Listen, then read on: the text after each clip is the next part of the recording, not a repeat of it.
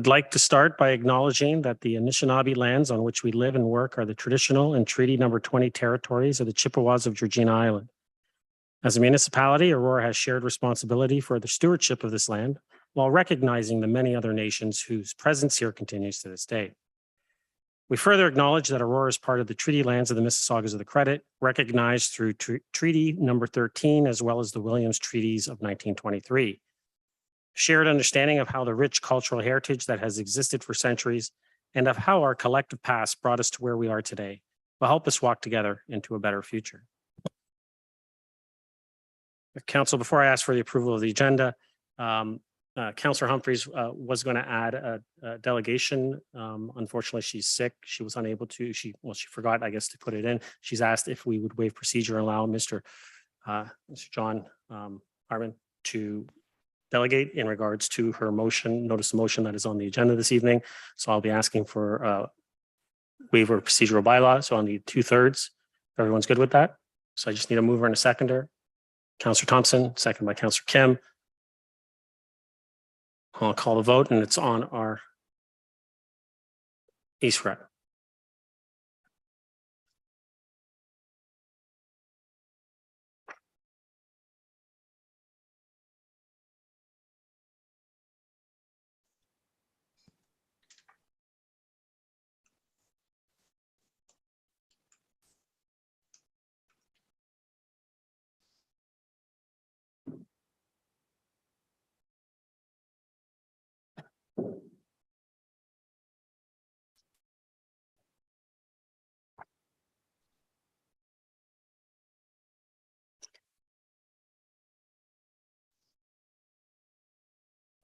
Oh, Councillor Gardner.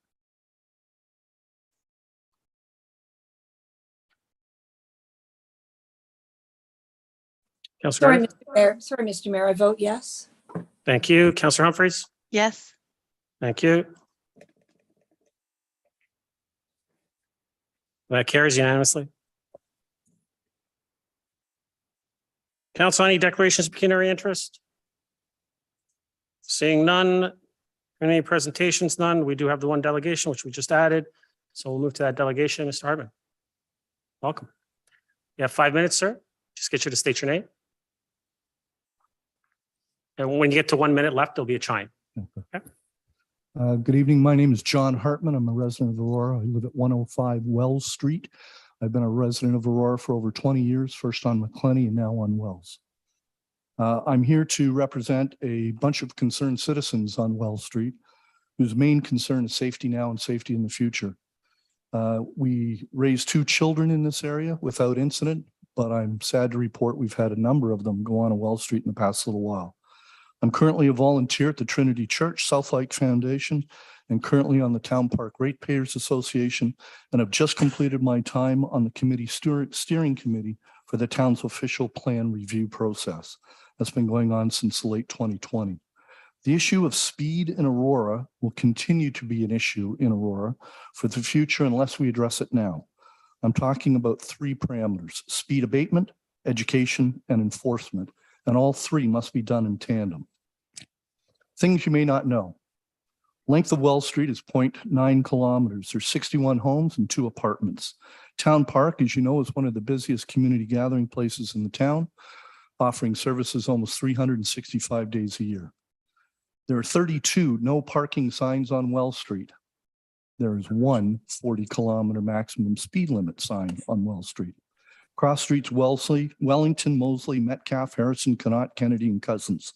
Runs parallel to Edward Street, which is a 50-kilometer zone, but speeds have been known to excess 60, 65, and even 70 kilometers an hour.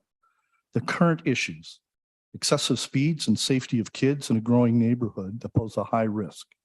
Increased volumes, the bypass of Yonge Street due to the construction of both the United Church and the town square.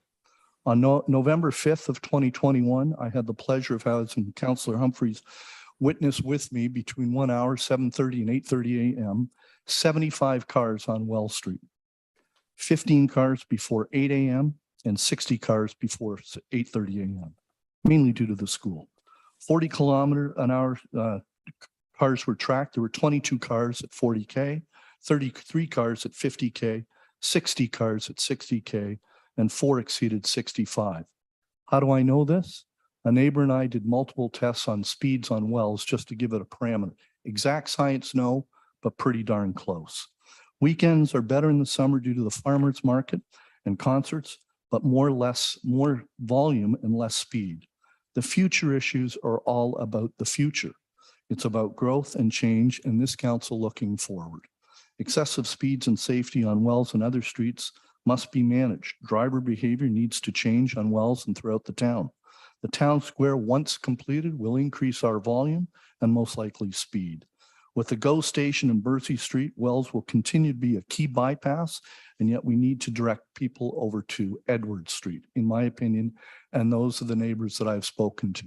And those neighbors, ladies and gentlemen, are 100% of the people I've spoken to agree with this motion. We need a 4-way stop signs that make sense. We need it in a stable neighborhood. 100% of the people I spoke to support this, and an accident will happen. It's not waiting for it. I ask you to plan now for the future and not wait. Your Honor and councillors, thank you for your time. Thank you, Mr. Hartman.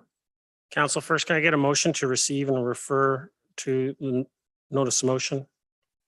Councillor Humphreys moved, second, Councillor Gallo. Any comments or questions for the delegate? Councillor Humphreys. Thank you, Mr. Mayor, and thank you, Mr. Hartman, for joining us this evening and delegating on your behalf and on your neighbor's behalf.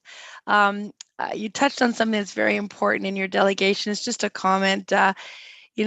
Planning for the future is really important. I think this council does an excellent job of that, and I've seen some actions in terms of anticipating the changes in the growth in areas and doing things that we feel will protect and keep our residents safe.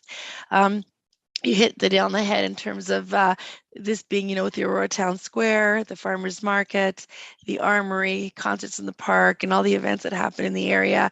To have safety, it's one of those things in this area for me, because thank you for inviting me to your home and watching that. It was pretty incredible what I saw. I think I did see the one where there was someone driving perhaps the speed limit and there was someone that passed them on a residential street. But I just wanted to say thank you very much this evening. I don't have any questions. You're very articulate. Thank you very much for representing your neighbors, and I look forward to speaking on the motion this evening. Thank you very much. Thank you, Councillor. Councillor Gilliland. Thank you. Thank you for your delegation. I have a couple questions. I know that you were speaking about viewing some of the vehicles and how they were driving and the speed wise. So did you have some sort of radar gun to articulate what the speed was, or is this just a guessing?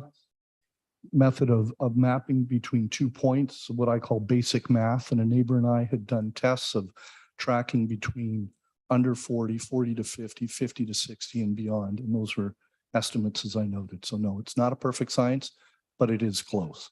Council. Thank you. I know that the traffic analysts that we do have machines that do track to have a bit more technical. I mean, it's why we have them, put them in place. So we are making a correct assumption. But I appreciate the math that you're definitely coming to. I certainly probably couldn't do that, but I appreciate what you're doing. You also had a speed sensory on Wells Street in probably 5 or 6 years. Oh, I don't disagree Okay. that probably should occur. I think that's probably what I'm getting at, and I'll probably speak to tonight.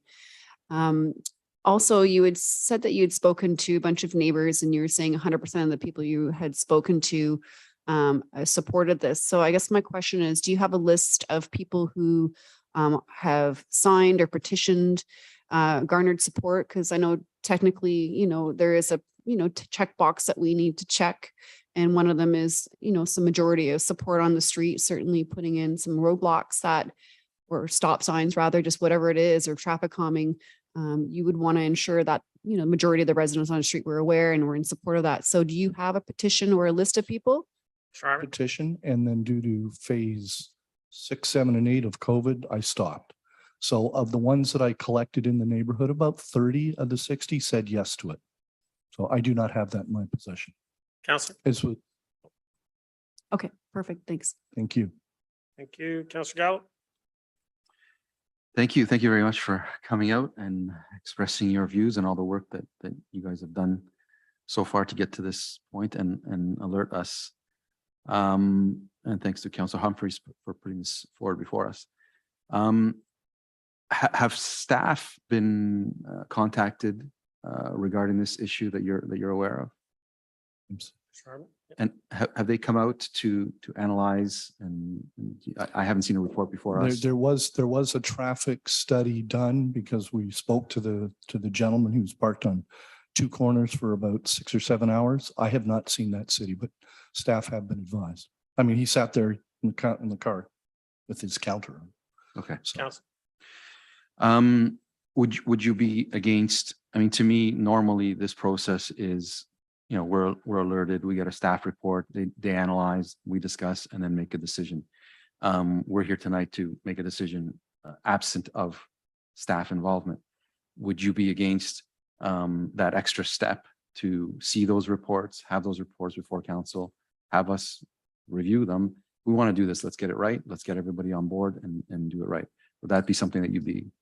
position, Councillor, would be the continued delay in this. This is not about volume. It's not about having 10, 20, 30 cars going. It's about having 5, 6, 7, 10 a day going at excessive speeds and safety. So if the town wants to wait until an accident happens, that's something that this council and the mayor and everybody else has to abide by. I've been pushing for this issue for over a year. It's been slow, as Councillor Humphrey said. She sat in the porch in November in the cold and we counted cars. So if you need to get the formal report that was done probably 6 or 7 weeks ago, I can't stop that process, but I think it shouldn't expedite or change a decision that the council could make in putting a stop sign, 4-way stop signs up. Councillor? Yeah, I don't agree. Obviously, we can make a decision tonight. I'd like to hear others' discussion, but it would be my preference, as we've done with almost every other one that's come before us, is to have staff weigh in. And I think that as it stands now, but I'll hear everyone when the item comes, it would be my preference. Mr. Hart? It's without staff reports. Councillor Thompson? Thank you. And thank you for being here and for providing us with that information.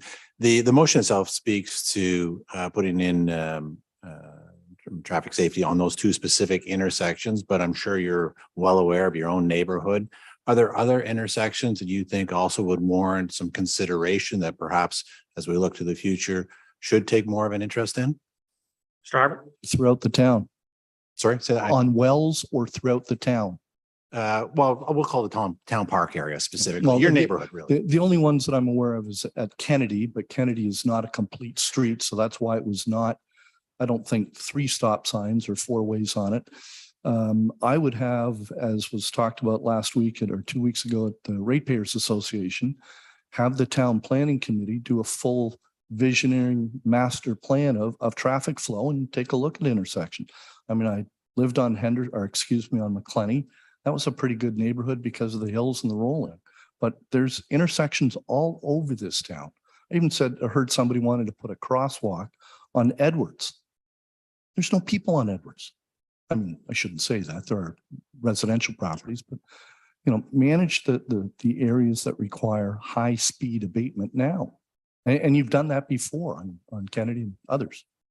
No, certainly, and I certainly agree with you. They don't always meet the warrants, but it's good when residents such as yourselves and others come to us and say, hey, we have an issue here. And while it may not need the warrants, safety is our first perspective. So thank you very much. Thank you.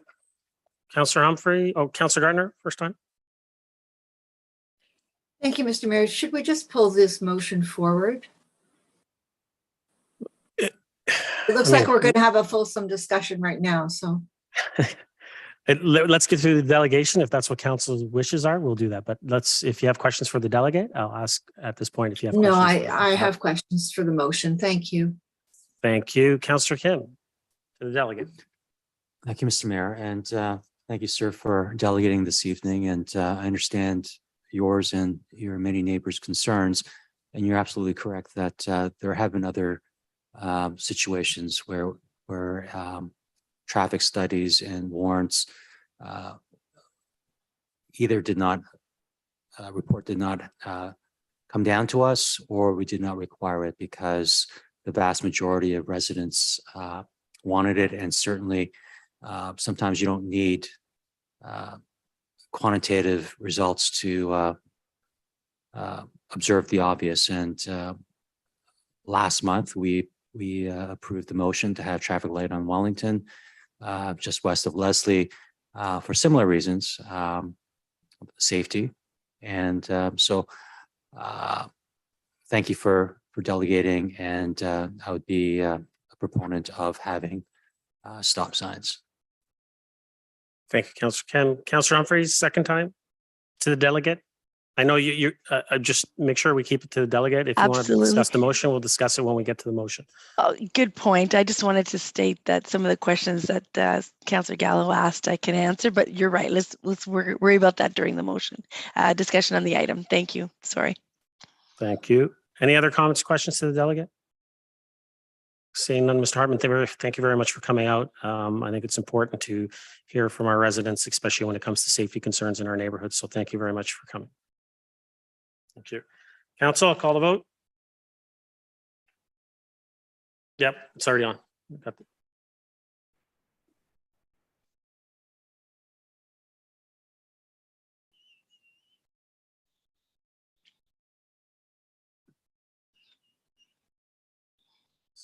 Yes, for me, Mr. Mayor.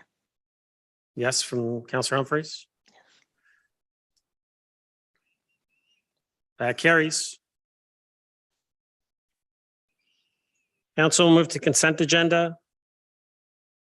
Can I get someone to approve that the council meeting, that the consent agenda items be received, approved?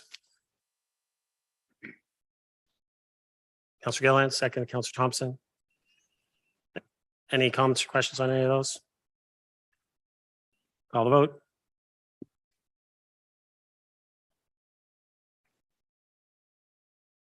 And yes, for Councillor Humphreys. Thank you, Councillor Humphreys.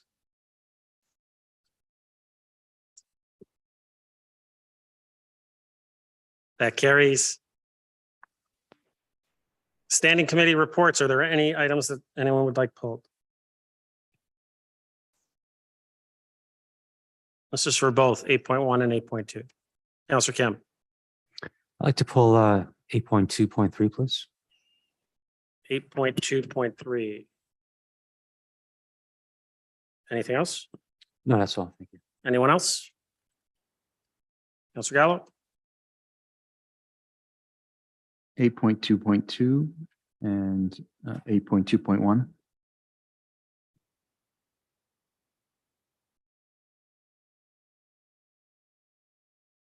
Anything else? Any? Also, anyone else? All right. Can I get a motion to approve all items minus 8.2.1, 8.2.2, and 8.2.3? Councillor Gilliland. Councillor Thompson. Call the vote. Yes, for Councillor Humphreys. Thank you, Councillor Humphreys. Councillor Humphreys, I'll ask if you could You'll wait ask till me? I ask for Okay, you. Yes, please. Thanks. Sorry.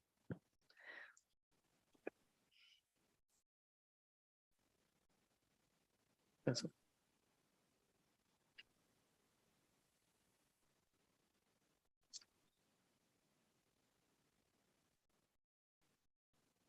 That carries.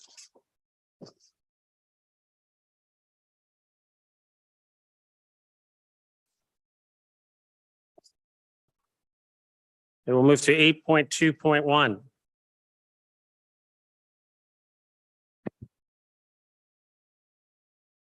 Sark Gymnasium update, final design, budget update. The recommendation out of general committees that report number CMS 22-036 be received.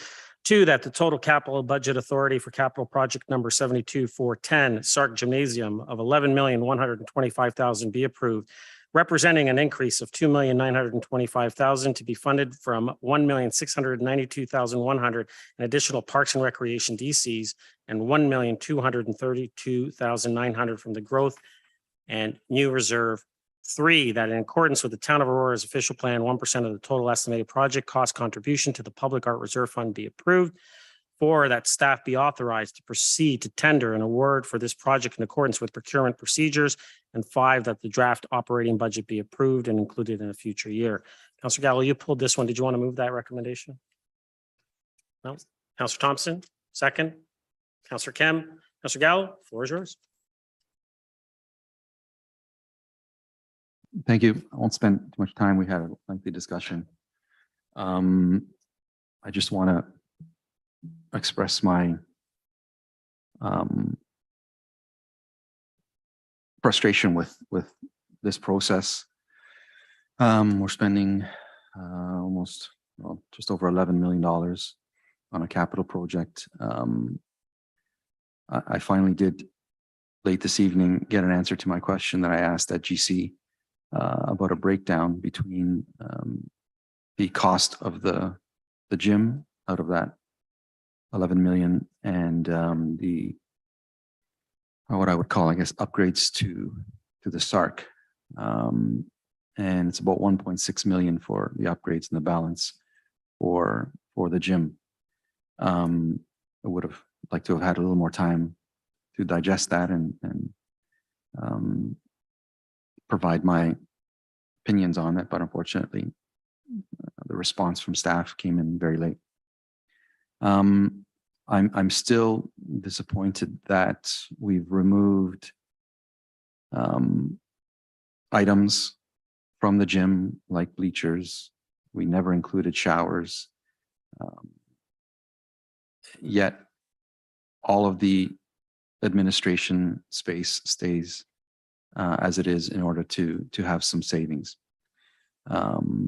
We have 2 kitchens, multiple rooms, boardrooms for staff, public space. That's the area where we ended up finding savings. I believe our process is not proper when we communicate with our user groups. While I respect their opinions and I encourage them to communicate, I've seen no real documentation illustrating, and particularly the showers in the gymnasium. It just boggles the mind that a user group would not want them, or indicate to staff that they would not want them. I feel like we're going not all the way, that we're leaving stuff on the table at a time when increases of some 30% because of construction atmosphere right now just does not seem like the right time to be building this. And again, the process, when we go out to the community and the user groups to have their input. I questioned this last time we did our studies in terms of how do we vet the information that's coming before us. It's quite easy for a user group to tell us they have 1,000 members and whatever, 60-70% are Aurora residents, and then we go off and spend millions on capital projects because they tell us the need is there. It's not the way you build these things.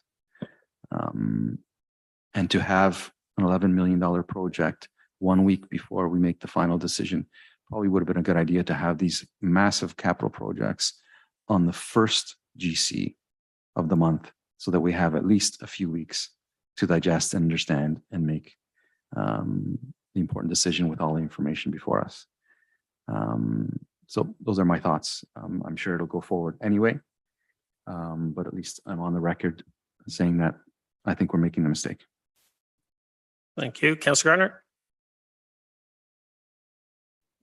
Thank you, Mr. Mayor.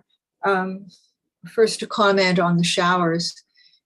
It quite probably or possibly will turn out that the users of the gym will want to use showers, and the facility that we have now, the locker rooms, they're very crowded and they just can't accommodate any more users. I think it could be a problem for the future. With respect to the spend of the money, at the end of the day, what we really need is 2 gyms. And this is a lot of money to spend on 1 gym. We want to support sports tourism. We want to make sure that we have enough facilities for our future residents. We undoubtedly need 2 gyms. So I know that we don't have a spot at the moment for 2 gyms, but I think that this money would be better spent or not spent waiting until we can figure this out. And hopefully 1 gym on top of another, as other places have done. We need a smaller footprint. It's just too much money for 1 gym. I won't be able to vote for this, Mr. Mayor. Thank you. Any other comments or questions?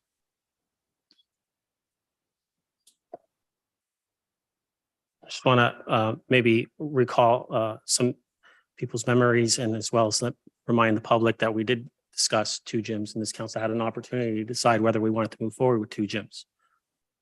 And the price tag on that, I believe, was $25 to $26 million. And this council decided to move forward with 1 gym instead, because we felt that 2 gyms in that location at that price was unacceptable. So it wasn't a matter of we didn't have an opportunity.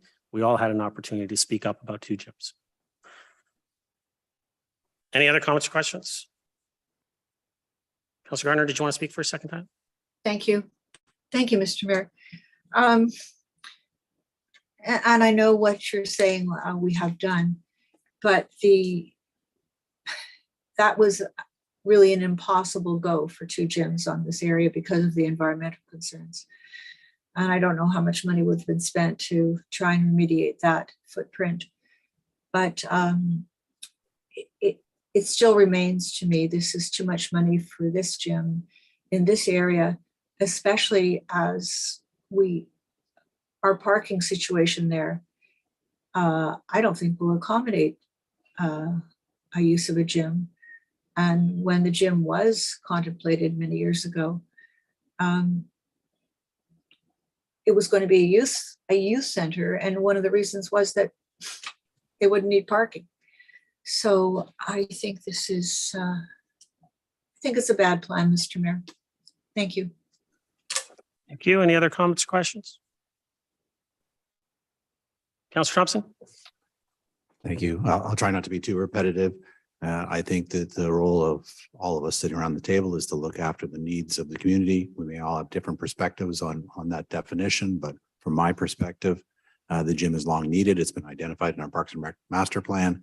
It is something that's been discussed for well over 5 years about adding a gym. I would have liked to have seen it sooner rather than later, but we are here. There's a defined need. It's been discussed. It's been agreed upon that the need is there, and we are just meeting the needs of the community by building the gym, and I'll be fully supportive. Thank you. Any other comments or questions? Before I call the vote.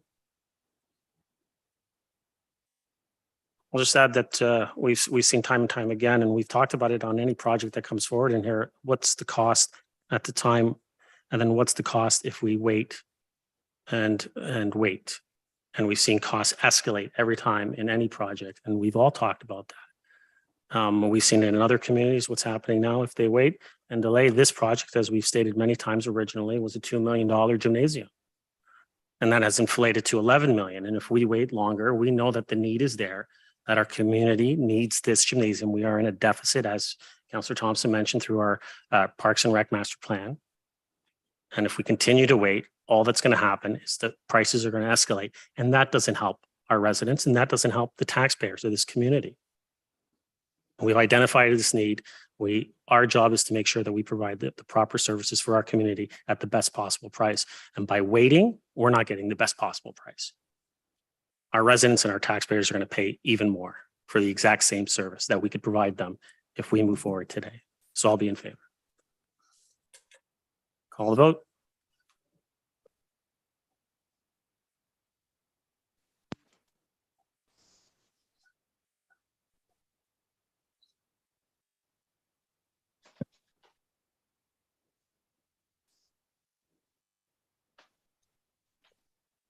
Councillor Humphreys. Yes. Thank you.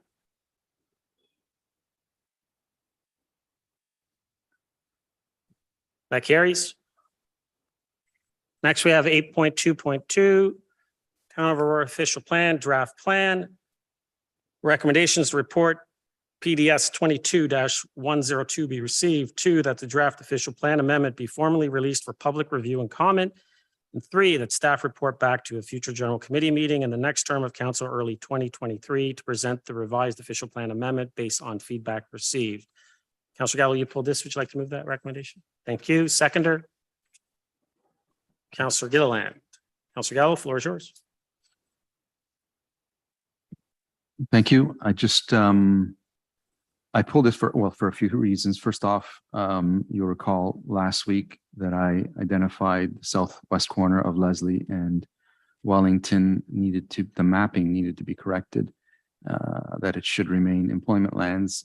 Through you to Mr. Ramuno, is that done? Will that be part of this, or at what point will that mapping be changed? Mr. Ramuno.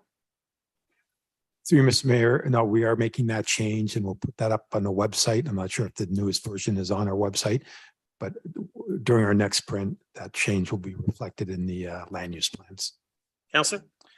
Thank you. And just to, I know we mentioned it last week, but there's some members of the public representing that area here, and I wanted to, first of all, thank them for coming out. But secondly, just get an overview of the next steps in this process. Mr. Ramuno, next steps for our official plan. Certainly. So as council's aware, we released the first draft last week. We'll begin our next round of public consultation processes. We'll continue to receive comments from the public, and we'll try and address those as we move forward. Early in the new year, we will then schedule our next sessions, being an open house, then our statutory public meeting, which is a requirement, with the hopes of having a final draft in front of council for consideration and adoption May or June. Councillor. Thank you. So specifically in regards to that property, it will be put back to employment lands, and unless between now and final adoption of the official plan, unless something changes in between there, the only time that would change, that parcel of land would change if someone submits an application to do so. Is that correct? Mr. Ramuno. Through you, Mr. Mayor, that's correct. Councillor. That's it. Thank you. Thank you. Any other comments or questions on the draft plan? Councillor Gardner. Councillor Gardner, I remind you, Council, we don't repeat. So if you're bringing something new, absolutely 100%. Thank you, Mr. Mayor. Through you to Mr. Ramuno. Mr. Ramuno, I don't believe there's anything in the OP in the draft on floodplain mapping. I believe our mapping is quite old. How does that fit into the equation? Mr. Ramuno.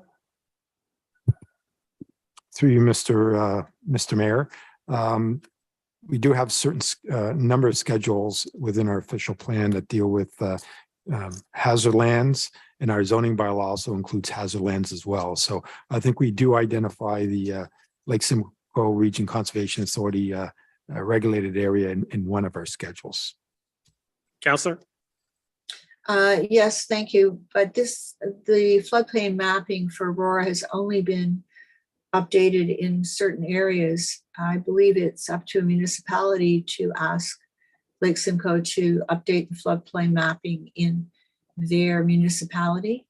I think there may be a cost involved, I'm not sure. But most of our area that's mapped floodplains is quite old and certainly way before climate change. So is that something that we could do to accompany this OP? Mr. Romano? Through you, Mr. Mayor, certainly, and the draft document has been circulated to the Conservation Authority, so we'll ensure that we have the most up-to-date mapping from the authority, and that's reflected in our next draft. Counselor? Thank you, Mr. Muno. Through you, Mr. Mayor. The mapping has not been done for a long time. So are you saying that in the next OP that we'll be using that old floodplain mapping when we're talking about developing Aurora? Mr. Romano? Through you, Mr. Mayor, I'll have to confirm with the authority when is the last time that they've updated their mapping, but we'll have to use their most recent mapping. Again, I'll have to confirm with them with respect to the date of their last floodplain mapping, but we'll certainly have the most up-to-date maps included in our OP. Counselor? Thank you. Through you, Mr. Mayor. And could you confirm with them that we would have to initiate the process to have updated floodplain mapping for the town? Thank you. Will do. Thank you. With respect to complete communities, a complete community just would be a community that would hold everything that the neighborhoods would require, including shopping. I've recently heard that with respect to the Metro Plaza, that there's going to be a request to put an LCBO in that plaza, and that the merchants will be requested to move out, and I believe that would include Metro. With respect to the No Frills Plaza, I know that the merchants there, including Omar's, were only offered short-term leases because I believe there is a plan for that plaza as well. And so I'm quite worried there would be, if those plazas were changed not to include any food stores or any major grocery shopping stores, it would mean that there would be nothing for the west side of Aurora, all the way from Bloomington up to Orchard Heights. So can you provide me any more information? That certainly wouldn't be a complete community. Would we be refusing those kind of proposals according to what our official plan is saying now, and hopefully will be confirmed? Mr. Romano? To you, Mr. Mayor, to Councilor Gardner, I haven't heard about any potential grocery stores relocating. I think there's a need in that location. We can't control any movements by the users, but our zoning bylaw does permit a variety of retail uses, including grocery stores, essentially up and down that Yonge Street strip. And our official plan, the Promenade Secondary Plan, identifies those large shopping centers as part of the Promenade General, which means over time they can redevelop for more intense uses, including retail as well at grade. But again, I haven't heard about any of those grocery stores relocating. Hopefully they don't, but the policy framework would allow them to remain in those locations, both the OP and zoning bylaw. Counselor? Thank you, Mr. Muno, through you, Mr. Mayor. So if we receive development applications for those two plazas, especially the No Frills, which is quite a large landmass, and I certainly agree that they could be intensified. We could make better use of both of those plazas. But if a developer comes forward with a site plan that goes completely contrary to our official plan's complete communities parameters, would we be able to deny that request? How would that work if we get a development application that does away with those two grocery stores? Mr. Romano? Lots of speculation going on, but I'll let you answer. Well, there's a lot of fact going on too. Thank you. To you, Mr. Mayor. Again, I haven't heard from many of those landowners. I mean, they have some significant tenants, a number of tenants, and I'm not sure what their leases look like. So hopefully, I don't think they'll be moving anytime soon. However, if there is going to be a change, they will likely need at the very minimum a zoning bylaw amendment and a site plan application. So those planning applications would have to come before council. There would be a public process, and council could certainly weigh in on what it is they're proposing. Councillor? Thank you. So I guess just a comment. According to our official plan, we're quite strong on complete communities. And I expect that if we received proposals that would eliminate those two grocery stores, and it's not the grocery stores that want to move. I believe that their leases may not be renewed. So it wouldn't have anything to do with what the grocery stores want to do. It would have to do with what the site plan was proposed. So that's just a comment, and we'd have a lot of very upset residents if there was no shopping in that huge strip of land. And actually, it goes all the way over to Bayview. All of the grocery stores are located there. Thank you. I wasn't very articulate when I asked you last week about the motion that was passed unanimously by council, which directed staff to review the official plan for revisions to strengthen protective language in the plan and any implementing policies. And that included green development, tree compensation, protection, and that was in the name of protecting our tree canopy. So I don't know where that is, but that was direct to go to the official plan review, I believe. And I don't know if you have any awareness of that and if you would like to comment. Councillor, your time's up. I'm going to let Mr. Rumino answer the question. Mr. Rumino? Through you, Mr. Mayor.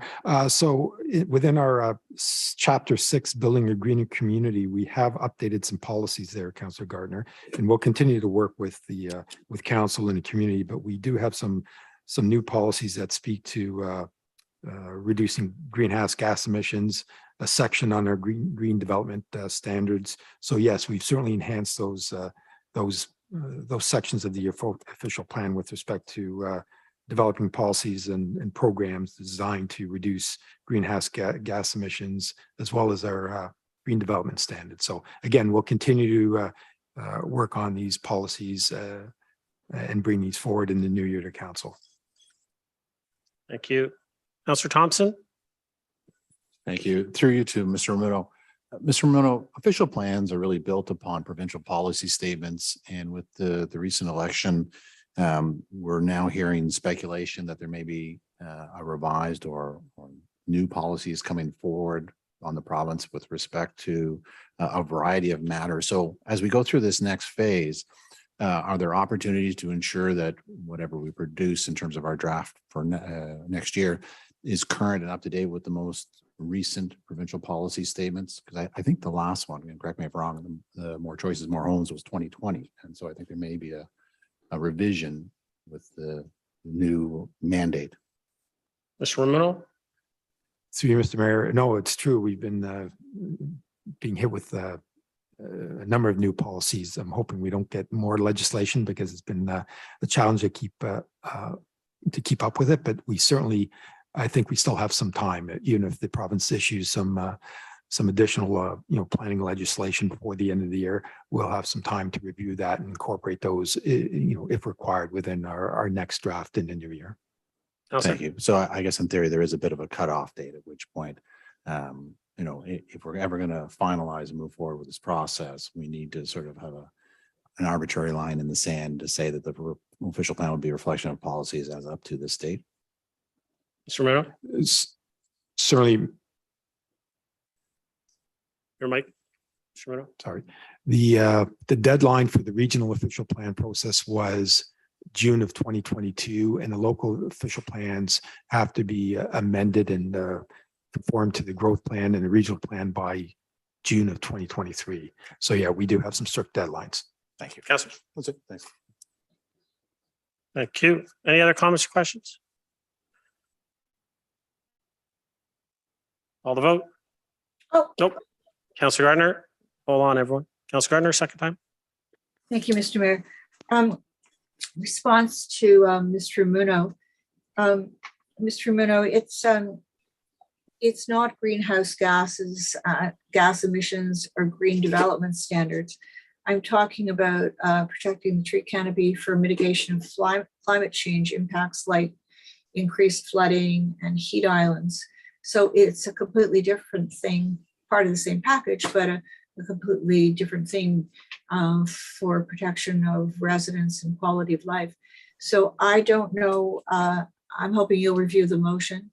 As I said, it was passed unanimously by council to ensure that that direction to staff is followed. Mr. Bruno, if you'll make sure of that. Will do. Thank you. Councillor. That's it. Thank you. Thank you. Call the vote.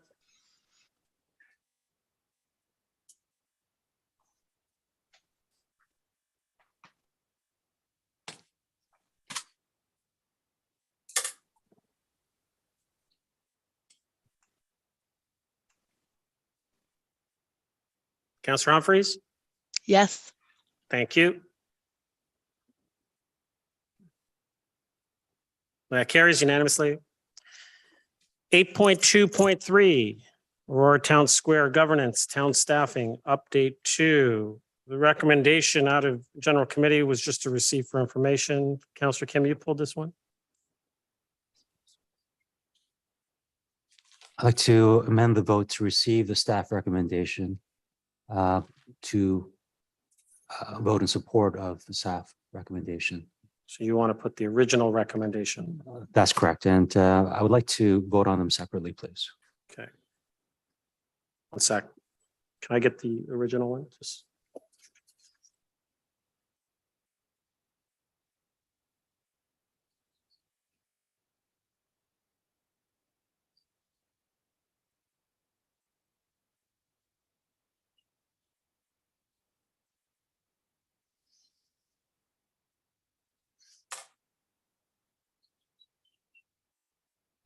I have it.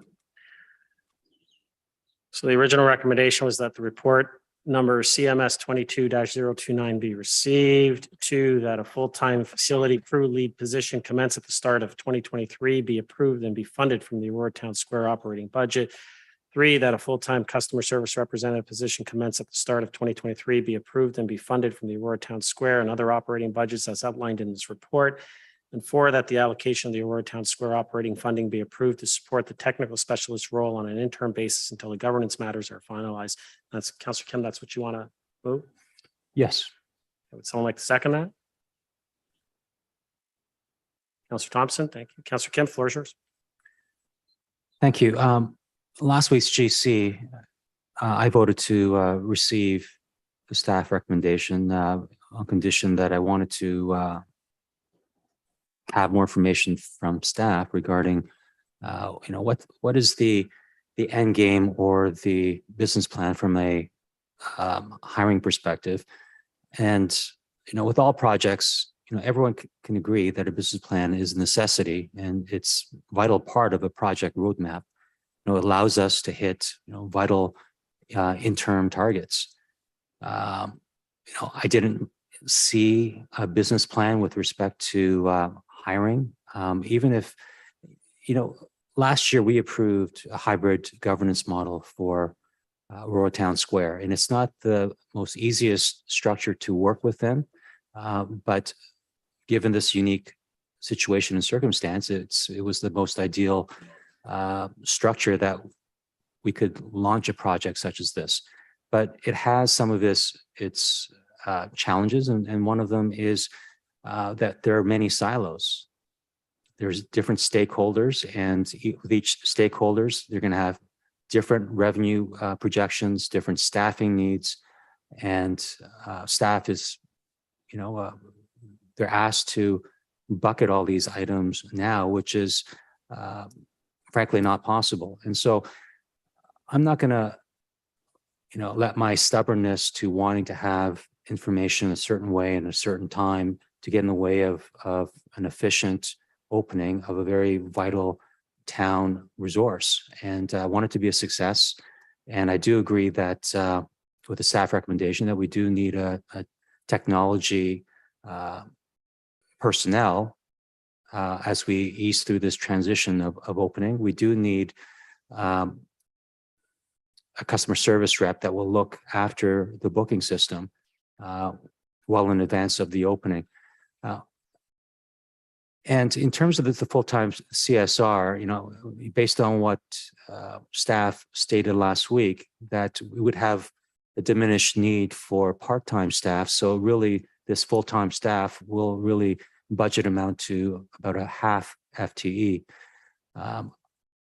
With regards to the facilities personnel, I'm not in agreement with that, and I'd like to push that forward to the 2023 budget with the new council. Let them decide. As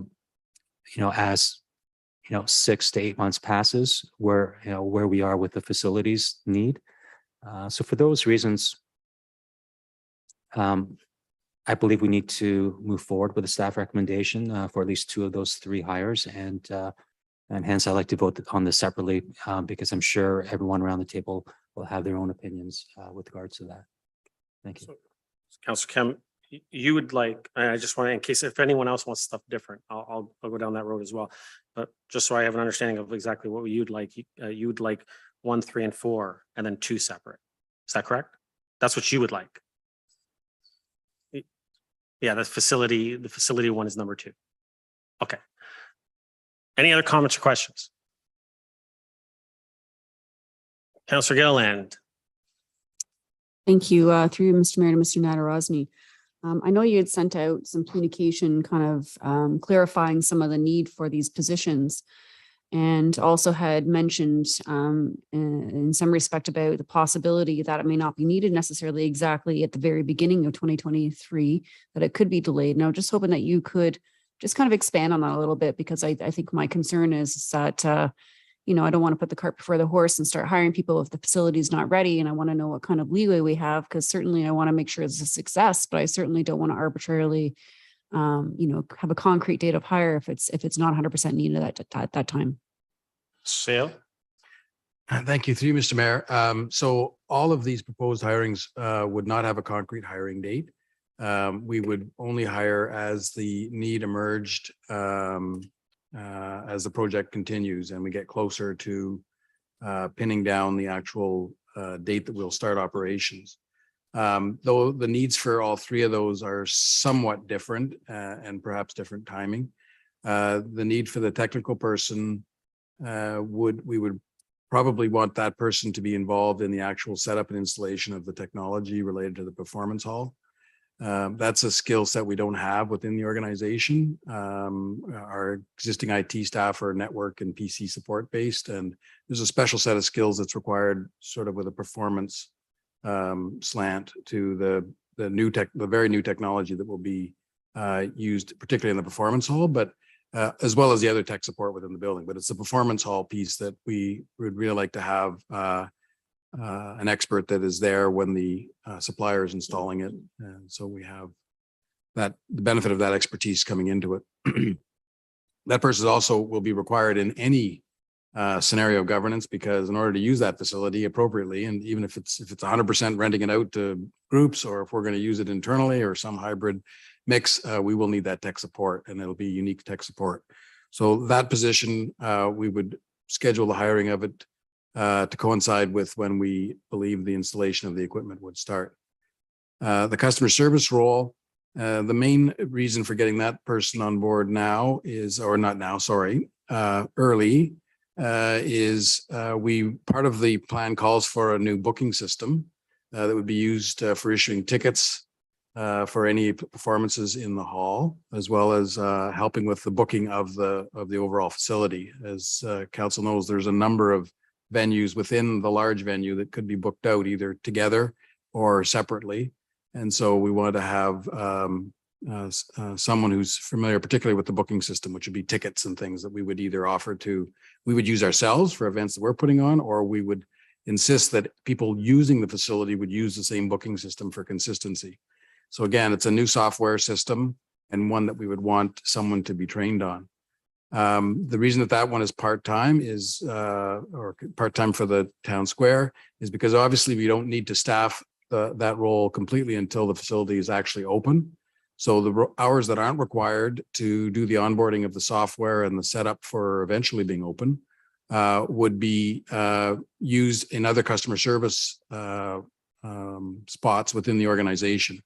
So that does two things. It takes a bit of pressure off the part-time need. So we would schedule a few less part-time hours when that person could be used.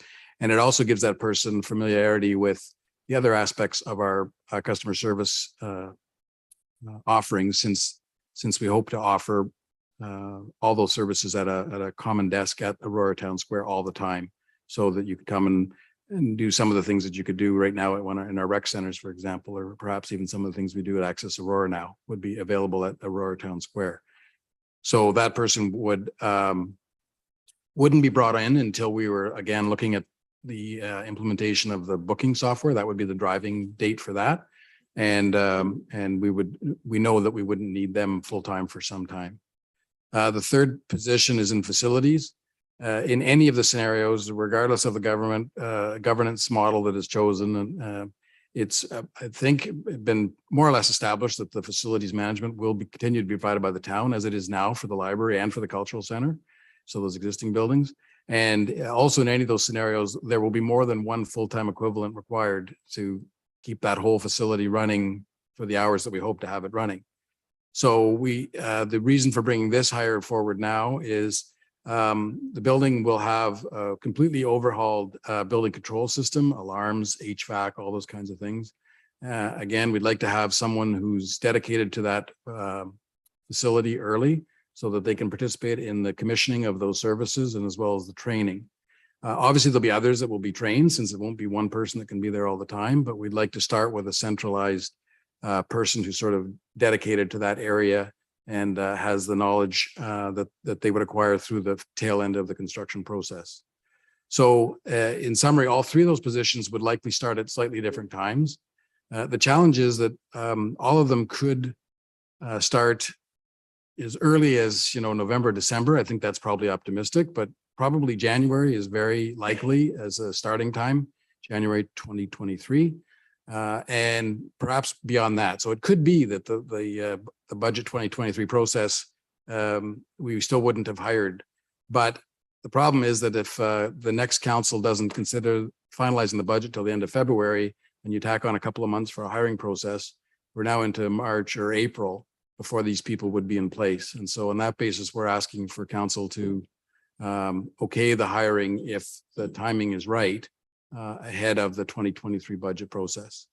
And there are sufficient funds in the funding that council has provided for the overall project, operational funding, to support those hires. Council.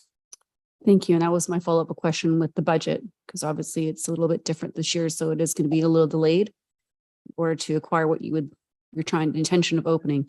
Sure, I would love to have seen a little bit more of a plan. I think a few of us around the table were interested in seeing that. Fortunately, we're in this position, and we don't want to see anything fall by the wayside or cost us more money by sitting idly and not actually running properly. So given the extra information that we're given today and some of the comments from Councillor Kim as well, I want to see it successful. So trusting that staff will hire at the appropriate time, and make sure that this opens successfully and on time in a timely fashion that makes sense and it's not costing us. I think I would be in support of. Thank you. Councillor Thompson. Mr. Nataraz needs to answer my questions. I'm in support of the motion. Thank you. Councillor Gardner. Thank you, Mr. Mayor. Could you remind me, I believe in the last budget, we hired an additional facilities booking person. Mr. Wainwright Van Kessel, do you remember? Or do you want me to, Mr. Sale? Thank you, through Mr. Mayor. If my memory serves me correctly, we converted some part-time customer service position hours into a full-time role, but I'm not 100% certain of that. We can certainly try to look that up and get back to you before. Councillor, Ms. Wainwright Van Kessel, I see is looking it up, so I'll get that answer for you. Is there another question? No, that's it. Thank you. That's it? Okay.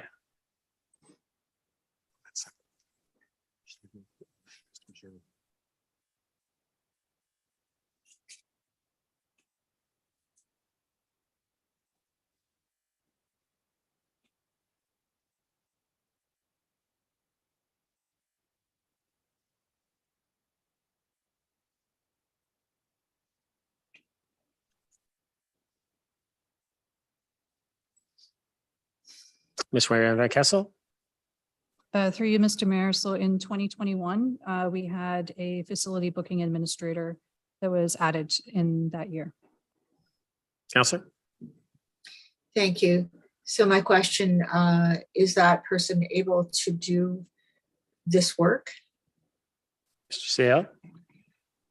Through you, Mr. Mayor, I would want to direct that question to Mr. Furman if he were here, but my recollection at the time was that he was having trouble keeping up to date with the number of bookings that were coming in for our existing facilities. And it was on that basis that the rationale was brought forward to hire another person to supplement the full and part-time staff that already exist in that section. So short answer is no. The added burden of this facility and the number of rooms and the different things that we'll be renting out, we don't feel could be adequately accomplished with existing staff. Councillor? Thank you. And I apologize. I didn't think of the question until this meeting. One of the reasons was there were so many cancellations. There was so much work that had to be done with COVID, because of COVID, with the facilities bookings, that was one of the reasons that staff was needed. Hopefully we won't be in that situation again. Anyway, okay, thanks. Thank you. Councillor Gallo? I'll be in support of this. Just a quick comment. Although I heard that we would be hiring when needed, the resolutions that are before us speak to the start of 2023. I'm not interested in changing the resolution, but as long as it's known that it's not the start of 2023, it may be the start of 2023, but it's when needed. Thank you, Councillor. Any other comments, questions? Okay, so I'm going to call 1, 3, and 4, and then 2 separately. Okay, so we're going to do 1, 3, and 4 first. Everyone get that one? 2 is just the facility lead crew. Okay, so we have 1, 3, and 4 in front of us. So I'll call the vote.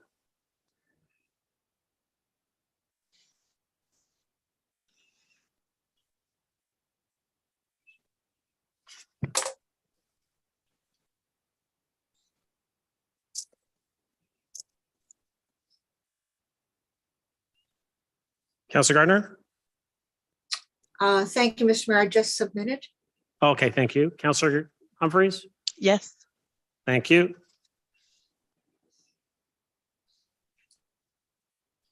That carries unanimously. Number 2. Clause number 2. I'll call the vote.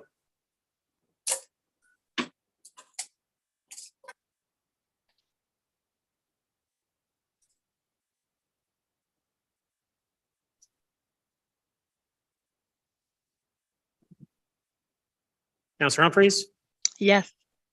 Thank you.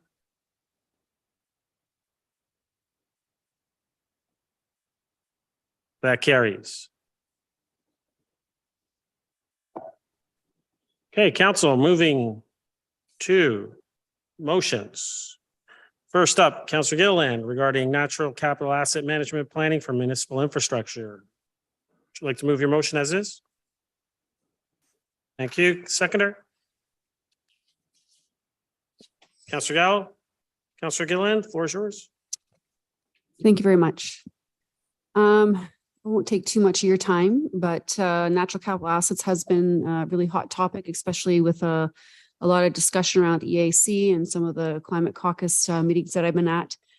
And we often tend to take for granted the vast array of benefits that nature often provides us, like clean air from our trees and wetlands, how they filter our water and how forests absorbs carbon and such.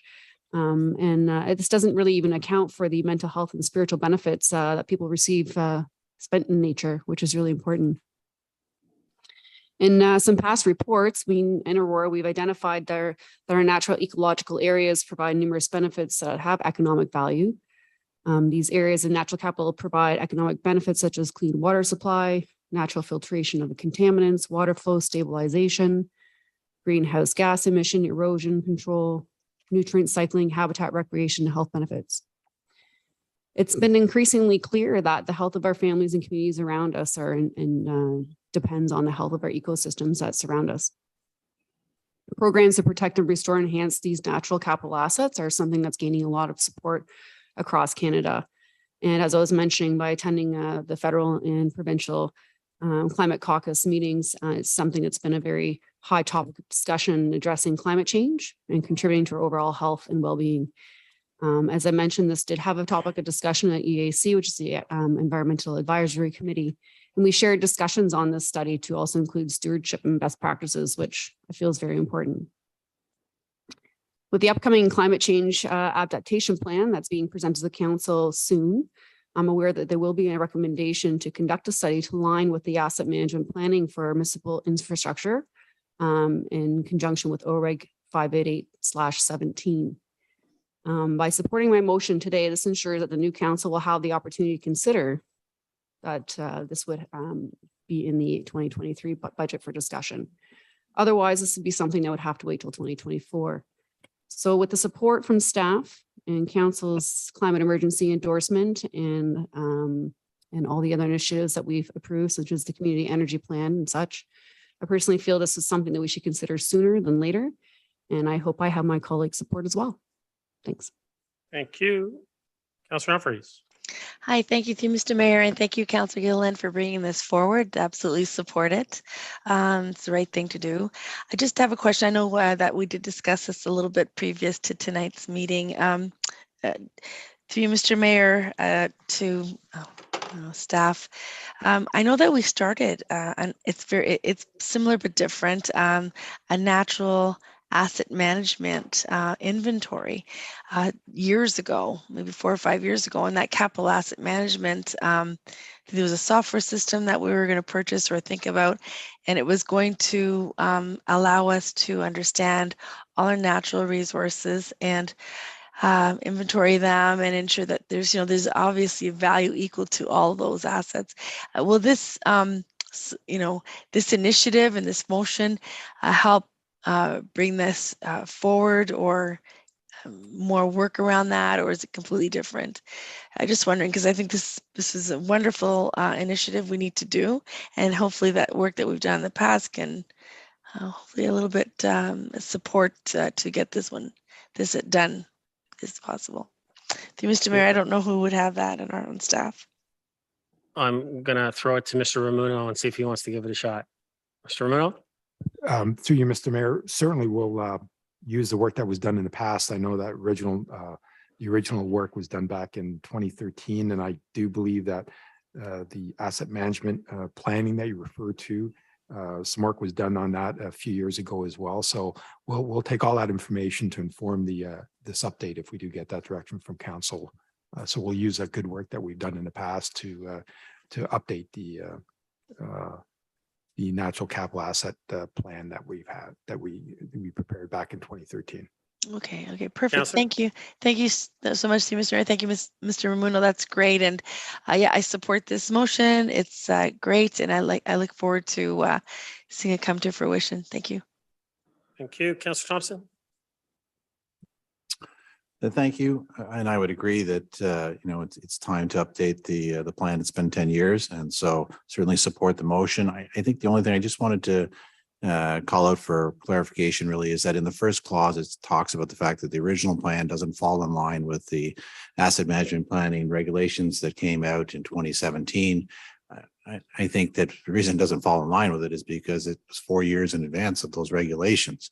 I think that's even more reason to update it so that it is aligned with those regulations, but you can't foresee what's going to come in the future. And so I just wanted to call out that it's not really that it didn't fall in line, just predated it. But I think it's good that we're updating it and part of our overall asset management strategy. You, any other comments or questions? Councillor Gallo? Thank you. I'm in support of this. I just wanted to perhaps have whichever staff would be responsible for this, just a quick comment to see whether or not it's something that is feasible. I mean, I know we're putting it in a budget, but just some very high level input from staff. Mr. Bruno? Through you, Mr. Mayor, no, I think our climate change analyst has been involved and has some discussions with the councillor on this motion. And we certainly agree that probably time to update the plan, but we felt that we don't have the resources in-house. And I think that's why this suggestion is being made that we incorporate the budget project line within the 2023 budget to get some external resources to help us with the update. Councillor? Got it. I understand. Thanks. Thank you. Councillor Gardner? Thank you, Mr. Mayor. Yes, the value of our natural capital assets, trees, is very important. And I think we need to do everything we can to try and figure out how we can keep as large a tree canopy as possible. And that study that was done in 2013, that was, I mean, it was talking about the tree canopy. Thank you. Thank you, Councillor Gilliland. Thank you. Any other comments or questions? Just agree around the table. I think that, we always look at where we can update plans that have been sitting on the shelf for, let's say, 10 years and more. And whether it's plans, whether it's bylaws, we're always looking at how we can update those plans and bylaws. So thank you, Councillor Gilliland, for bringing this forward. It's obviously time, as this has been 10 years. It's time for us to look at updating it and making sure that our asset management plan moves forward in a way that is productive for our town. So thank you. Councillor Gilliland, did you want to finish up before I call the vote? Thank you. Thank you for all the comments around the table. I really appreciate it. I know the residents really appreciate this as well. Climate change has definitely been a topic of discussion amongst council, governments, and people, family in their homes. And I really think this is going to help identify how we can protect the natural capital assets that we have in our town. And thank you very much for your support. Thank you. Call the vote.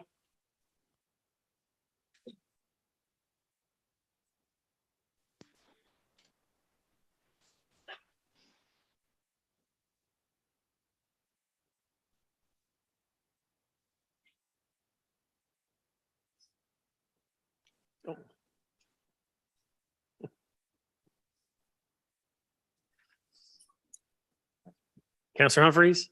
Yes. Thank you.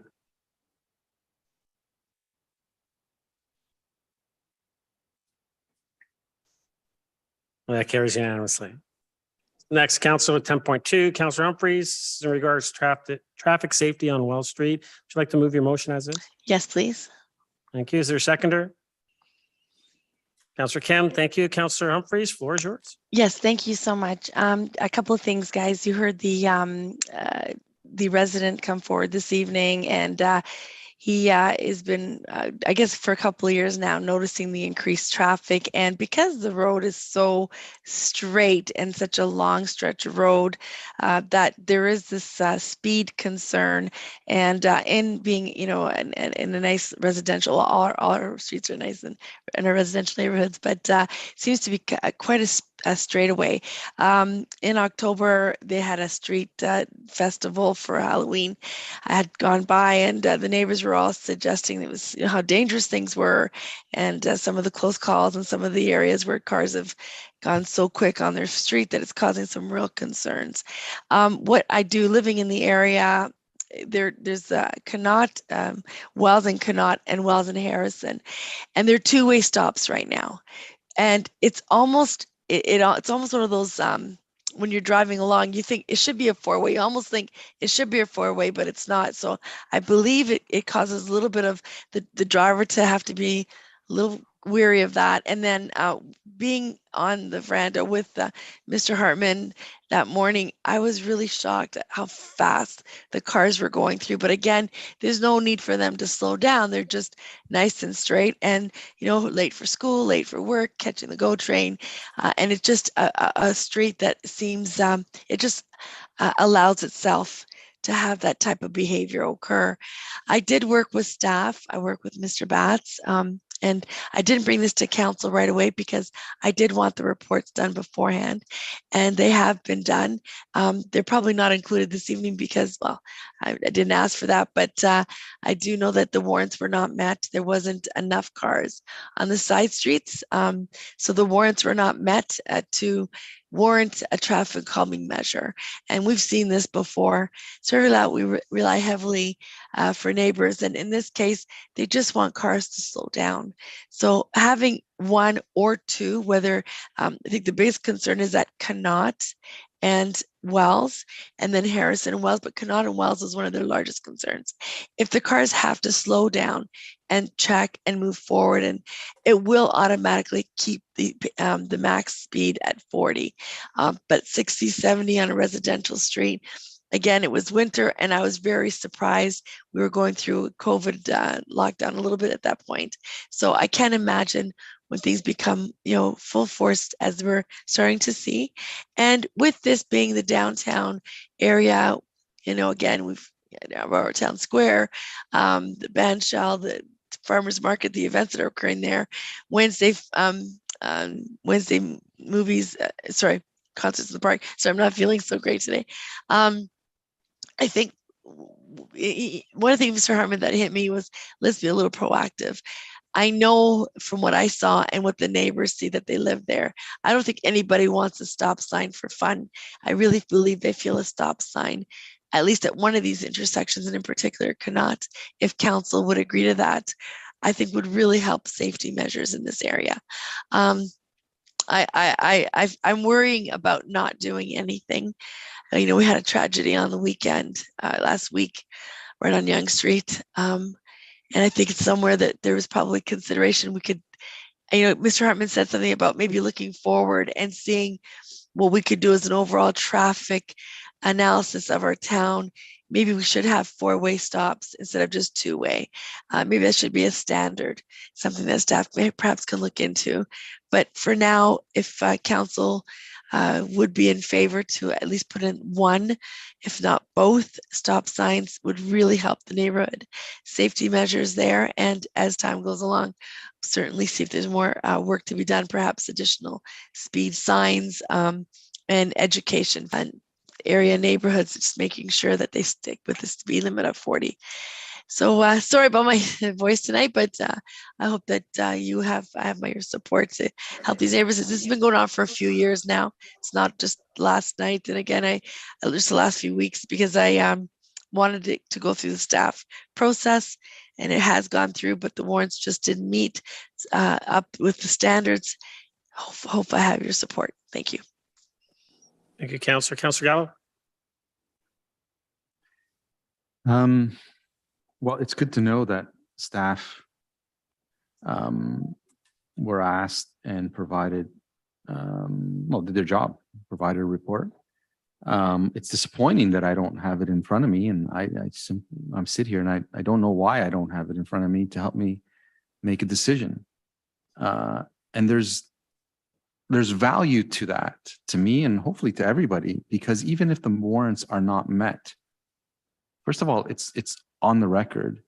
And if we have these enough times that warrants are not met, well, then maybe we look at, and there is safety issues, well, then maybe we look at the warrants. And whether, I don't know what, I'm sure they're brought down from the province, but if we're responsible for stop signs, surely we can take a look at the warrants and say, you know, they don't fit our community.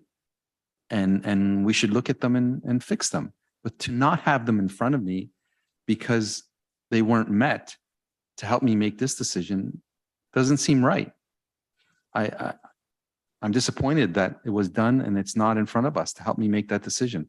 I'm going to support this because I'm convinced that there's an issue, but those should be on the public record. They should be before us. And again, if we have them multiple times, then maybe there's a problem with them and we need to fix them because they're not serving our community properly. This isn't the first time that we're in this situation where warrants aren't met and we still move forward, which is fine. But to completely ignore those warrants doesn't make sense to me. Let's review them. If we have these, I can think of half a dozen, then let's take a look at them. But we should have them on the public agenda so that we can track them and fix that problem. We can't just have it in the background and say, oh no, it didn't work, but let's move forward because there's an issue. They need to be congruent. We need to rely on our staff, provide their opinion. If there's something wrong with it, then we need to fix it. I will be supporting this, but those are my thoughts. Thank you, Councillor Gilliland. Thank you, through Mr. Mayor, just to, I guess, Mr. Ramuno. Councillor Humphreys had suggested that staff was involved and has some reports ready. Is there, do you have them that you can send them to us? Would it be something that we could hold off until July and have a review of? I just want to know how far along these warrants are. Mr. Ramuno. Through you, Mr. Mayor, staff did conduct the all stop warrant analysis and did the number crunching, and he does have those figures. But again, a report for council hasn't been prepared, but we do have the analysis that was done by our traffic analyst. Councillor. Thank you. And if we wanted to have a review of the report and have a discussion about that in July, at the next July agenda, is that something that would be possible? Mr. Ramuno. To you, Mr. Mayor, we can certainly send this information out to council and the July meeting, looking to the clerk, I don't think we've met, July 5th. I don't think we can make the July 5th meeting. Obviously, that's next week. So perhaps the second meeting in July, we can work towards that if possible.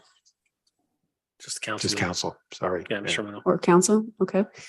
Perfect. And I thought that one of the criterias for installing any kind of traffic calming of any sorts would be to garner support on the street.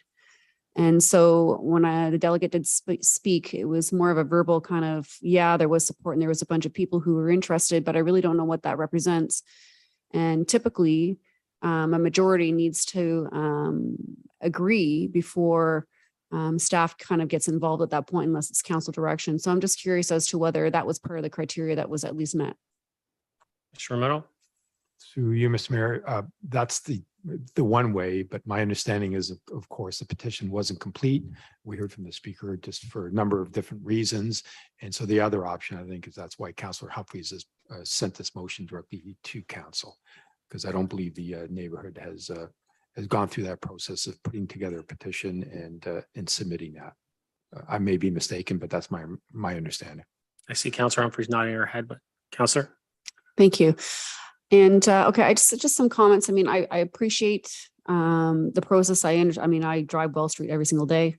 I could definitely agree that probably could utilize having a stop sign just on the length of the street. And some of the confusion, I personally believe Harrison is really too close in proximity to one another and could actually, cause traffic to be more clogged up and actually cause more disruption than what it's intended to. I really just want to see those numbers. I would really hate to see, us installing this stop sign right away without having that report or that data. And all of a sudden you have a bunch of residents saying, well, I didn't know about this and nobody told me.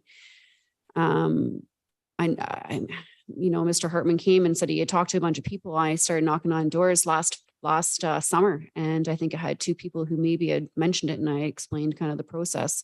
Other than that, I hadn't spoken to anybody else who had actually brought that to my attention. So I just would not want to say today, let's put that in and then have backlash because they didn't feel that they were properly notified.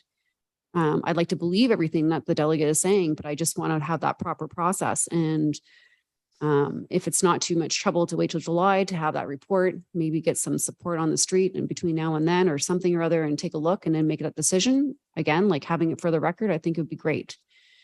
In the past as well, I know that we've had other stop signs and even myself included putting one on the floor, and it was a lot of work having to get the data, work with staff that didn't necessarily agree with the staff's warrants, but it took a long time to garner that support. And In fact, a few of the ones that we've actually installed after the fact, including traffic calming measures, have actually gone and updated with people in the community over the last couple of years and some of the decisions we've made.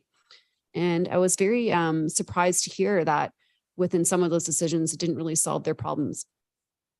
And, you know, I've just kind of taken note to that just from my own self-reflection.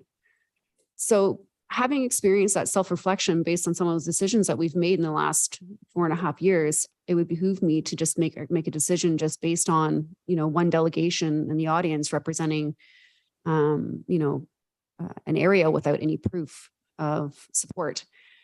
So I just really want to see that report. I believe that some of that information was logged. And I believe there are some concerned people in the neighborhood that would like that. Again, like I said, I think Connaught would merit it just based on the fact I know how busy the street could be, but I just prefer to wait till July, get that report. And even if he has any kind of petition of 30 signatures or something that he can submit between now and then, I mean, it's better than nothing. But right now I'm just going on one delegation. Thank you. Councillor Thompson. Thank you. And I guess through you to Mr. Ramuno.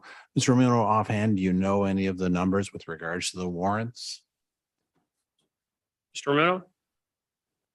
Through you, Mr. Mayor, yes, I think the Connaught was a little closer. I think in the one requirement, number of vehicles through the intersection was a minimum of 350 on Connaught. It was closer to 150. And on Harrison, again, the minimum was 350. And what was recorded was about 120. So obviously below the minimum requirements. Councillor. Thank you. No, for me, it's less about the warrants and more about safety. It's been identified as an issue. Councillor Humphreys has done some due diligence with respect to it and come forward as raising the residents' concerns. We've heard it as well. And so, I like to focus more on that perspective as well. But I appreciate the comments from Councillor Gallo with respect to the warrants, because it's true, we are all over the place. I don't believe we had a report for the lights on Wellington. Somebody correct me if I'm wrong. And other ones, we've had other situations in the past where we've had reports brought and other ones where we haven't, and we've made decisions on the spot and not made decisions on the spot. But I think that it is a true comment to say that perhaps the warrants aren't necessarily reflective of the needs we have for our community. And so through you to Mr. Ramuno. Mr. Ramuno, where do the numbers for the warrants come from? Are they derived from the MTO or provincial legislation, or is there some degree of, arbitrariness to it in terms of determining those warrants? Mr. Ramuno. Through you, Mr. Mayor. Yeah, they're outlined. The methodologies are outlined in the Ontario traffic manual. So it's a provincial requirement. Councillor. And so is there any flexibility, like in your experience, again, through you, Mr. Mayor, to Mr. Ramuno, of other communities modifying those warrants, or is it pretty well standard across the board that people utilize those numbers and then make decisions at their discretion based on situation on a case-by-case basis? Mr. Ramuno. Through you, Mr. Mayor, I agree. Yeah, the requirements are what the traffic analysts use. That's basically black and white, and it's council's prerogative to direct staff to implement an all-way stop or traffic calming measures on an individual case. Councillor. Thank you. And so I think we know the answer with respect to the warrants. It's whether or not we believe there's a safety issue. And I think there's valid concerns, and I'll be supporting the implementation of the stop signs. Thank you. Councillor Gardner. Thank you, Mr. Mayor. I think we've learned from past experience that, for example, putting parking restrictions in place, that a comprehensive approach is needed. I know, for example, that Royal Road is extremely scary because trucks use it to cut through from Yonge to Edward. And I don't know, my experience with Wells and Kennedy is there's quite an incline there, and there's a problem with the sightlines. So I think the best of all possible worlds would be to do a comprehensive review of this neighborhood. It's going to be more challenged with the town square. I don't think it's going to be less challenged with respect to trucks. It's there's a lot of issues in this area that have to do with safety and speed and improper use. So I personally would like to see a study of the area, because putting the stop sign here, it may cause problems there. We saw that with the parking. I can't, of course, safety is important. We want everyone to be safe. There's a lot of areas of safety concern. And I think residents on neighboring streets would be, well, I'm just going to say upset to know that we're choosing this particular spot without considering their needs as well. So I thank Councillor Humphreys for bringing this forward, but I can't vote for it. I think much more is needed, and I don't want to set up one situation that causes problems somewhere else. And we've done that, unfortunately. Thank you. Thank you, Councillor Kemp. Thank you, Mr. Mayor. I mean, I think most of us have known all along that anything that is borne by the province, any provincial regulations are essentially a one-size-fits-all type of reg that often fit the community that it's supposed to regulate. And I think these warrants are definitely one of those regs that roll up to the province that is, certainly one size fits all, and it doesn't fit the town of Aurora in many cases. In the 2 terms I've been here, we've discussed speed dampening mitigation actions on Kennedy. We did McMaster a couple of terms ago, Conover, Mavronack, and each neighborhood has its own idiosyncrasies that warrant or not warrant speed humps or traffic lights or stop signs. And when I look at Wells, it's 900 meters. I don't travel it every day, but I would imagine that the residents who live on that road and who live in that community know what's best for them. It's not a major thoroughfare or secondary road where you're going from one major artery to another. So, speed is something on a narrow road like this that is critical. And so I'll vote in favor because I do believe that the local residents know their neighborhood better than someone outside their neighborhood, and certainly not provincial regs. So for those reasons, I'll be in support. Thank you, Councillor. Councillor Humphreys, you have your hand up for a second time? Did you want to speak more than a second? Because I'll just come back and finish up with you if that's Yeah, fine. when I'm or- done. Yeah, I have some comments Okay. that I think will help council. Okay, go ahead. Second time, and then I got Second Councillor time? Gardner second. Okay, just Yep, really go ahead. quickly. So a couple of things.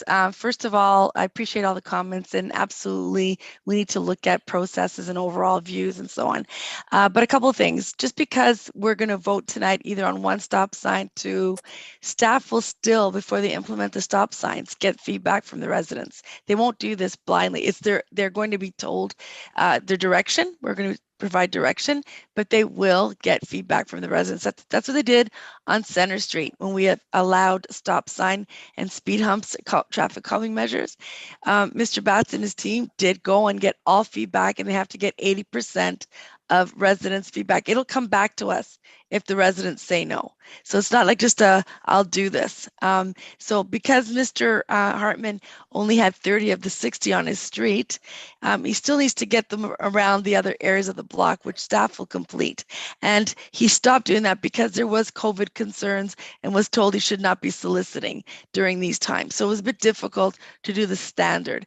But when staff gets involved, and if they do get the go ahead for this, they will get the feedback from the residents. And I'm sure Mr. Ramuno can absolutely support that, because that's what we would do. So it's a direction for staff, but they still have to fulfill the warrants. And one of them is to see, yes, those warrants didn't, the speed and the volumes did not meet the provincial warrants, but the residential of over 80% must be in favor. And that's the piece that staff will finish and get. Secondly, to this guys. We could say, oh, this is going to impact other streets. It's not. It's a slowdown. It's not parking measures that we did around town parking. Councillor Gardner, I absolutely agree with you. We tried to fix something and it fell out absolutely incorrect. This is just making cars slow down to 40 kilometers. It is a speed. It's like a straightaway speedway. And I mean, I saw it from my own eyes. I wanted to see what the resident was experiencing, and I was shocked. So, I mean, I think we've done this before. I don't want to wait. So the resident mentioned like staff is going to come back and say, no, it doesn't meet the warrants. You heard the numbers tonight. We're going to say the exact same things we're saying tonight. So we either want to go ahead and support a traffic calming measure, which is slowing down traffic. And if it makes council feel a little more comfortable, why don't we start with the one on Connaught, leave Harrison off, and see how that goes. And if it's still a problem, we can reinvestigate within a year or 6 months and see if Harrison needs to be done as well. I'm fine with that as well. If it's just too much for council this evening, I do want something somewhere along Wells Street to just slow traffic down a little bit. Slows it down, it starts again. It's not traffic humps. It's not, curves. It's not anything other than a stop sign. Instead of a two-way, it's a four-way stop sign.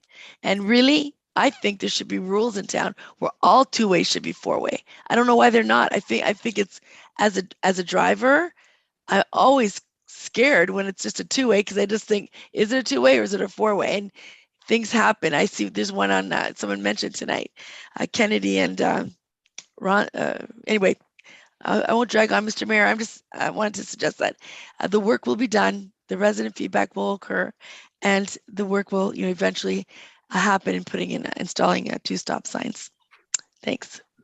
Thank you. Councillor Gardner, second time. Thank you, Mr. Mayor. I'm going back to my point about perhaps upsetting other residents in the area who think that they have streets that are unsafe. There was a Town Park ratepayers meeting. Was this presented? Was there any feedback from residents who weren't living in this particular area? Mr. Romano, do you remember if, I'm not sure if the stop sign came up? To you, Mr. Mayor, no, I don't recall that issue being raised. I can't. But I know the speaker was in attendance. Yeah, but I do know, Councillor, that there was lots of conversation about traffic in the neighborhood, and obviously we can't speak to the conversations that the residents had amongst each other, because I think Mr. Ramuno, CAO, and myself left after a certain point, so we don't know what happened later on in the meeting. Right, thank you. So, but I guess the point is we don't have feedback from other residents in the Town Park neighborhood who feel that they have safety concerns. And they may be quite upset by this, actually. I think we need to do a whole comprehensive review of this area. I think we owe that to our residents wherever they live in that area. And as the delegate said, there are many other areas that have concerns, but right now we're concentrating on this one. Thanks. Thank you. Councillor Gilliland, second time. Thank you. Just a couple things that were said. I just kind of want to bring attention to, I know we're saying examples about other things with warrants, and the one with the light, I think, I don't want to sit there and start comparing apples and apples. So I think Councillor Thompson did say there were, each community is different, and each stop sign that we consider, or traffic mitigation or speed hump or whatever traffic calming, it is unique within itself. And the one at the light, there was a traffic study done by the region, and we did see those reports, even though maybe it wasn't on the record for everybody to see. We all did see the reports. I understand that. But this is something that we asked the region to actually make that decision on. Again, not apples to apples.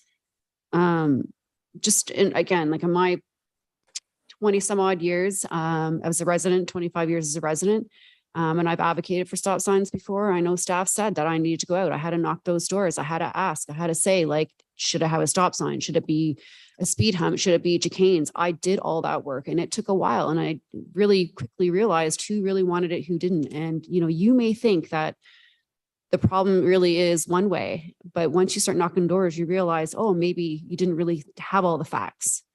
And while I would like to sit here and make a decision just based on, some backdoor information that we're getting without a report in front of me, I just would behoove me to think that we're going to make a decision without having that report, whether it requires a traffic warrant or not. Yeah, let's make that decision. But I really want to see those numbers in front of me.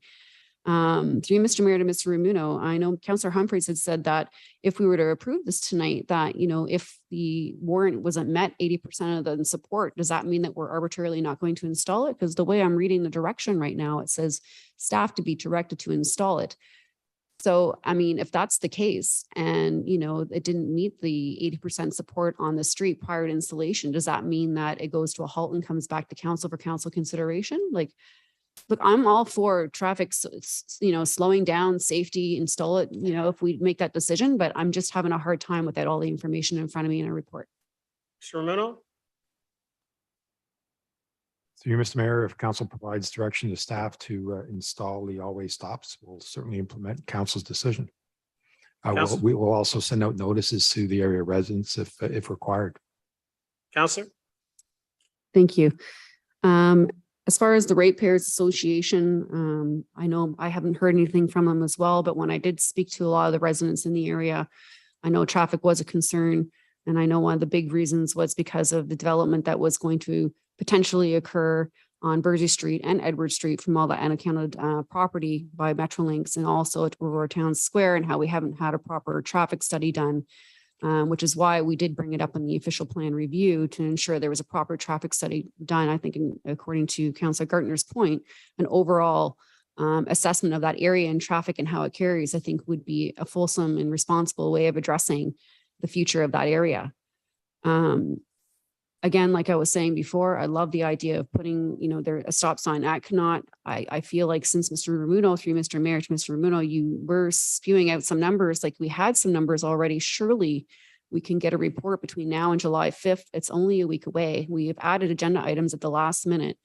If there are 30 signatures out there and we have some sort of garnered support, I would like to see that as well. But I still, arbitrarily, I just don't know if we've ever passed installing a sign, completely bypassing any kind of report saying any warrants at all, just based on a delegation and some behind the scenes chatter. I just don't know that we've ever done that before based on my history and my past. So surely, to you, Mr. Mayor and Mr. Ramuno, could we get that report by July 5th?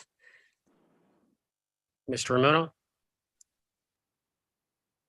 Through you, Mr. Mayor, I'm not sure if we have enough time to get a report prepared for July 5th. Again, we certainly have that information. We can pass that on to members of council this evening or tomorrow morning. The analysis that was done and the numbers, the volumes. We can do our best. I mean, I'll work with the clerk to see what we can get in front of GC if it's possible on, I guess it's the 5th, that's Tuesday, right? Or, yeah, we can do our best. Councillor? Thank you. I mean, again, like I said, I'm in favor of the everything that's behind it. As far as the intention, I'd prefer to see it deferred to next council. So at least we can have that report for record and for data. I would like to see some sort of petition of some sort. So at least we understand that there is some garnered support. As I mentioned in the past, I've had to do that hard work. For all I know, some of the residents would prefer to have speed humps down that road. Who knows? I don't know. I just feel like we're missing a step here, and I just want to see it on the record. Thank you. Councillor Gallo, second time. Thank you, Mr. Mayor. Through you to Councillor Humphreys, I heard her say that staff isn't just going to go out and put these things on, that they will be consulting with the residents and they have to meet that 80 resident threshold before it moves forward. Is that her understanding of the motion that's before us and moving forward, that will happen? Is that what she wants to happen? Councillor Humphreys, is Yeah, that what you want to happen? Through you, Mr. Mayor, I'm only basing that on the last one that I did. Now, the one we just did at Yonge and Wellington was done just by us, and we had nothing but that, and it was a lot more money than we're spending a year, but that's okay. It was important, all right? But what I want to say is the last time I did for Center Street, our staff went out and they did get signatures and information by all residents before they implemented our direction to put speed hump. All I need to know is whether that's her. That's my Is that what understanding. she's putting before us? No. For me to make a decision, I need to know whether that's her intent. Councillor No. Yella, and I'll clarify, and I think that I know where you're coming from, but I think I'm understanding what Councillor Humphreys, and I'm trying to wrap it all in. What Mr. Ramuno has stated is actually going to happen, what Councillor Humphreys is thinking, and what you're trying to get at. I think that from Mr. Ramuno, what will happen is if this goes forward the way it exactly is presented in front of us today, and we approve this, staff would go out with a letter to the residents in the area and explain to them that council has approved stop signs and that they will be going in. Now, where I think Councillor Humphreys is coming from, that if there's an uproar at that point, that they would come to council and say, whoa, hold on a second. And then we would probably get an opportunity to relook at it. That's right. Similar to what happened with a sidewalk way back when, if everyone remembers that conversation. Okay, so I clearly, what I heard Councillor Humphreys say, I actually agreed with, and I don't have a problem because I think it's the right approach. We should be approaching the residents properly and meet the criteria. What's before us is not going to happen that. And if it doesn't make sense for me to do this, move forward in the hopes that no one has an issue with it. And then if they do, then they're going to come piling into the council chambers and tell us that they have a problem with it. That's not the right approach to take. Let's face it. Let's get the proper input from the residents. Let's meet that 80 resident threshold at a minimum, and then we can move forward. I mean, I don't see it happening any other way. It makes sense to move in that direction. And I'm in support of it, but I want to know that the residents are in favor of it. I don't know that right now, other than, the delegation tonight and his words. And I believe everything he said. There's no reason for me not to. And he said there was 30 of them, and for good reason, he didn't go out to all the other residents. But now we can door knock and do that process, hopefully quickly. If that's part of what we're deciding, then I'm in favor of it. If it isn't, then unfortunately I can't be. Any other comments or questions? I think I only have Councillor Thompson hasn't spoken twice, and Councillor Kemp.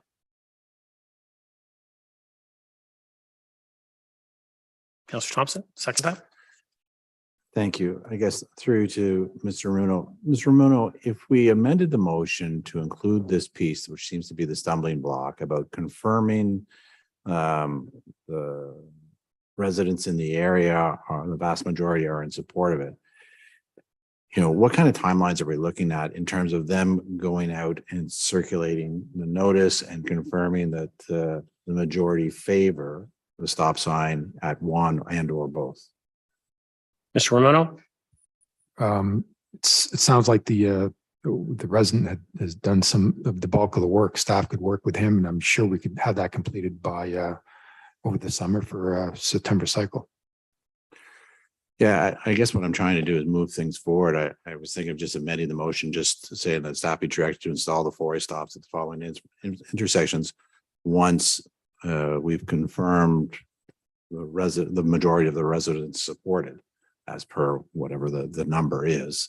And that way the direction's been given tonight. Staff can go forward, hopefully in an expedited manner to some degree, get the word out to the residents, confirm that number's reached. And once they have confirmed, doesn't need to come back to council, it can just get done. Is that something that's possible through you to Mr. Ramuno? Mr. Ramuno, I believe if we give the direction, That'll work. Thank you, Councillor.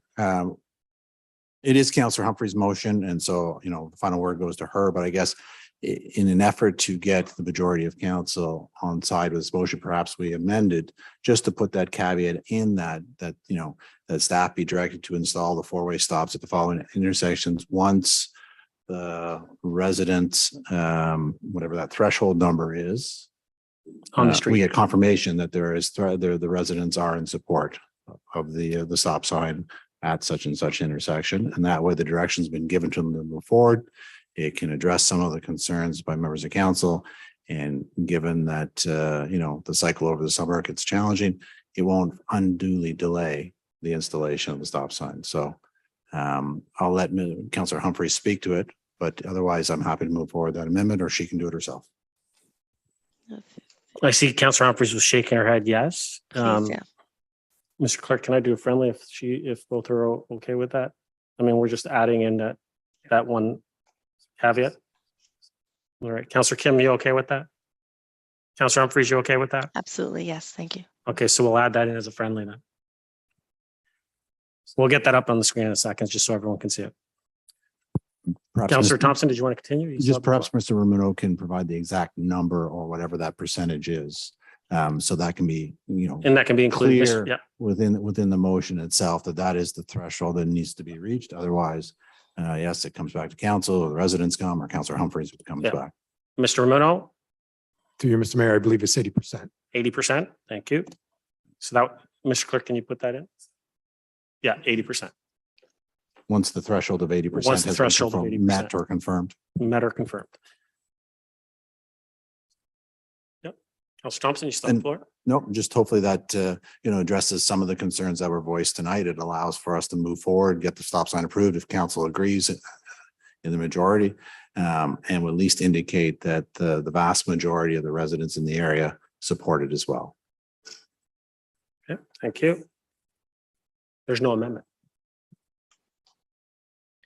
And everyone's spoken twice. There's no amendment.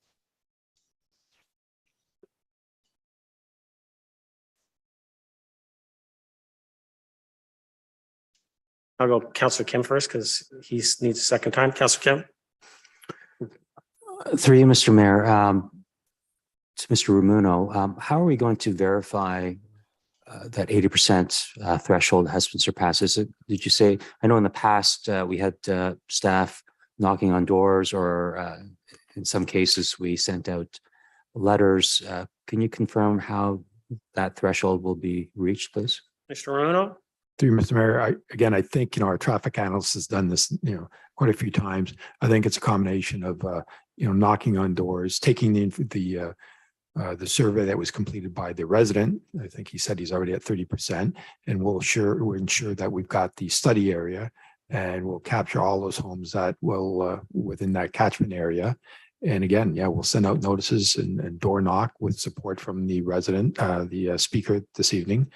And then we'll bring that report. We'll compile that information, and if we have 80% support based on the requirements laid out in the in our process, I think we have the green light then to proceed with the installation of the hallway stops. Councillor? Thank you. And what timeline do you think we're looking at here, within 2 months or 3 months? Mr. Ramuno? So, Mr. Mayor, I'm really just guessing now, but I'll speak to our traffic analyst tomorrow. I'm hoping it can be done over the summer months. Councillor? Thank you. My decision to support the motion was on the dependence of the majority of residents supporting the traffic lights, or sorry, the stop signs. So I'd be in support of the 80% thresholds. And I think that's a win-win situation for everyone. Thank you. Everyone's spoken twice. Councillor Gillen, if you'd like to speak a second time and waive procedure, we will be waiving procedure to allow everyone to speak a third time. So is that what you would like to waive procedure for? Would someone like to second that? Councillor Thompson? I need 2/3. Mr. Clerk, I'm just going to ask for hands on this one. All those in favor? Opposed? That carries. Councillor Gillen, third time. Thank you very much, everybody. I appreciate it. I'm glad that we've gotten the threshold and the motion. This makes me feel a lot better. Again, I think that's how I opened up my statement with the 80% or the whatever that threshold number was. So I guess for clarity, as far as to Councillor Kim's point, when you're going out, again, I was very forthwith with saying that, it does make sense to do this at Connaught. I do feel that Harrison Avenue is rather close to Connaught Avenue. It's a stone's throw away from one another. I mean, I would look at that and consider that be too close. And if this was to go out to the community, would it be broached separately as to at Wells, at Harrison, or both? Mr. Ramuno? Mr. Mayor, no, I think we'll advise residents that we're looking at installing signs at both intersections, Connaught and Harrison. Based on Counselor? the motion. Thank you. So what you're suggesting is that we would need to specifically say within this petition or of information that it would have to specify a choice of one or the other or both. Mr. Ramono? So, Mr. Mayor, I mean, I know our traffic analyst has very structured sort of, process that we follow with a survey. Yeah, there's a couple of different ways we could structure it based on the motion. The intent here would proceed with both. The intent is to install always stops in both locations. Again, I'm open to council's suggestions if we want to provide options, but based on, the motion and in the discussions that have already taken place, we would proceed based on installing always stops at both locations. Counselor?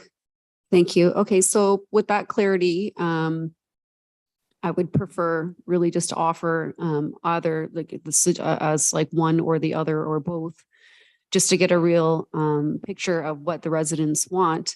I don't know if if Councillor Humphreys is open to that, to be able to offer one or the other or both onto the survey that goes to the residents. I think that maybe as that petition goes out, they may actually want to have that option to be asked.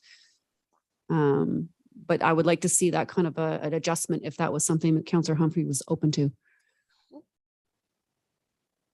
Yeah, Mr. Ramono and Mr. Clerk, do we need to change what's there? Mr. Ramono, do you need specific? Pardon? Yeah, but I was just gonna suggest that we could just say that when the survey does go out or when they go to the residents, they could just say one or both. If we don't approve both, then we don't approve them. That's a different scenario. But what I'm just saying is Mr. Ramono, do you need clear direction in the motion, or can you just do that within the survey if both pass tonight and have it one or both? So, Mr. Mayor, I would like clear direction on. You'd how like to clear proceed. direction? Okay. Perfect.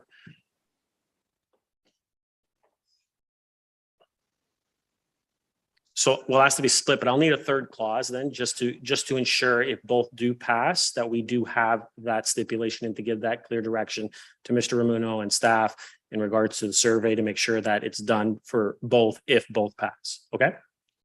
So can we have that third clause? Is that we're going to be asking the residents if in the survey, if they want one or both? If they'd prefer one always stop or both always stops.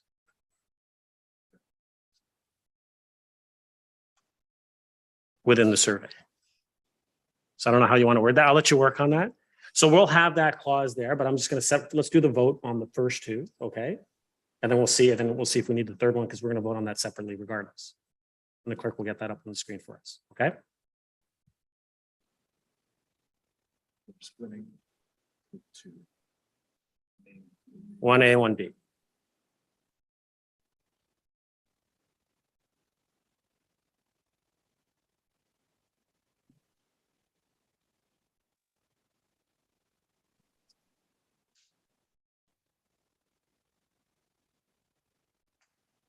Could we not just, sorry, Mr. Clerk, could we not just do that the survey identify each always stop individually? And they're asked for each one individually? Yeah. Yeah, okay. I'll let you do it. You're the good wordsmith. So Linda, are we getting the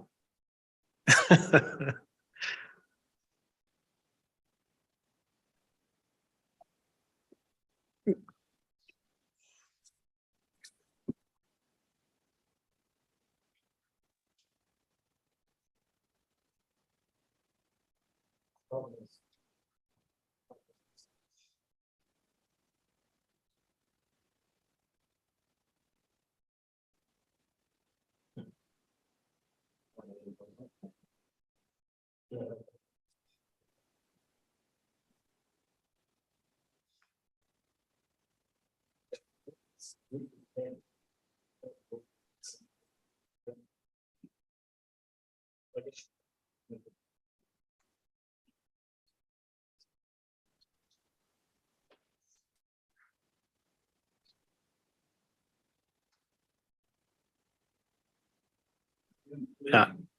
Like same one. Yeah, well, the preamble is the same one.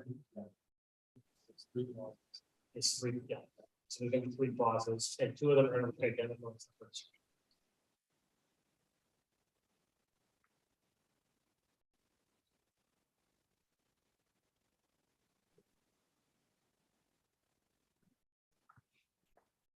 But once we get those, if we can get those two, we can vote on them, and then. That's okay.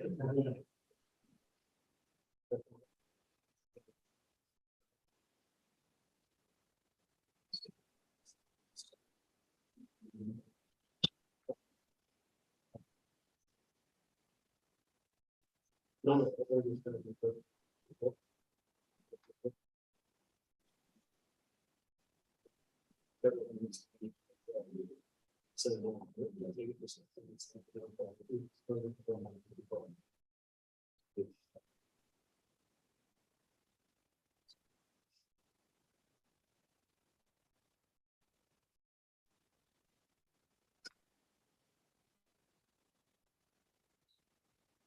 That's up to you.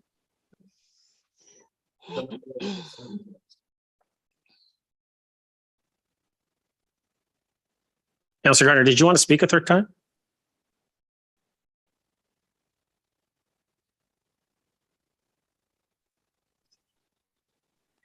Sorry, I'm on mute. I did, Mr. Mayor. Okay, go ahead, because we're, yeah, as soon as clerk gets ready, I'm going to call the vote. So go ahead. Thank you. I think the only way we can address the safety concerns of this neighborhood is through a comprehensive review. And I fear we may have some very upset residents if we do it this way. Thank you. Thank you.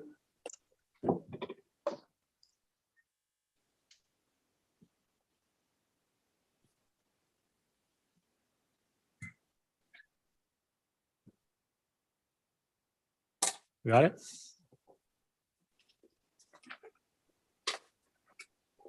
So get the first one on the screen. Okay, so just look at all of them, but we're voting basically 1A right now. Okay. Well, 1, 2, and 3. Oh, there you go. Okay, so we're going to vote on each of them separately. Wait. So everyone read it just to make sure they're okay with it. If you want, I can, Councilor Gardner and Councilor Humphries, did you want me to read it? No, it's okay, Mr. Mayor. You guys I'm can see it? fine. Okay. Yes, thank you. Thank you. That We'll clean up the third one a little bit, but I think that's the essence of what we're asking for. perfect. Thank you. It's perfect. Okay? Yep. Good? Good? Councilor Kim, you seconded it? You good? Councilor Humphries, you're good? Perfect. Thank you. Yeah, Okay, this so is now good. we're going to vote separately. We're going to vote on 1A, and then we're going to vote on 2B, and then if we need to, we're going to vote on 3. Because 3 could become pointless if we vote one down. Right. Yes, if we vote one down. We're all voting all 3 separately. So 1A first. No. That's what I'm trying. Yeah, that's what I'm trying to say. Yeah, so I'm saying number 3 only. Yes, thank you. Thank you. Thank you.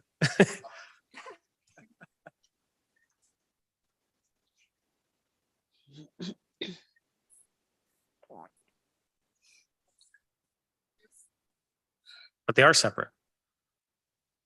We're voting separately.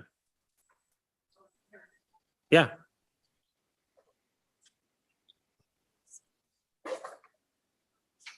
Okay, so everyone's good? So I'm gonna call 1A.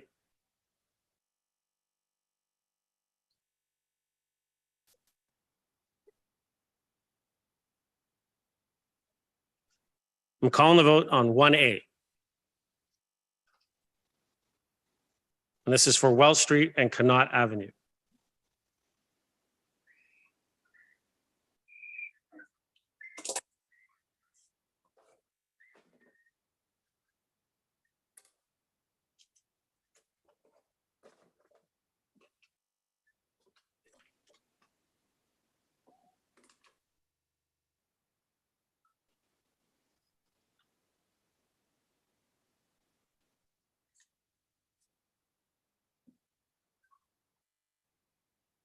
Councillor Humphreys? Yes.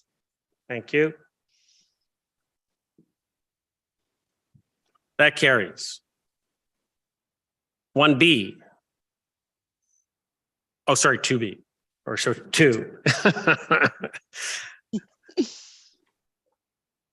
Clause 2, and this is for Wells Street and Harrison Avenue.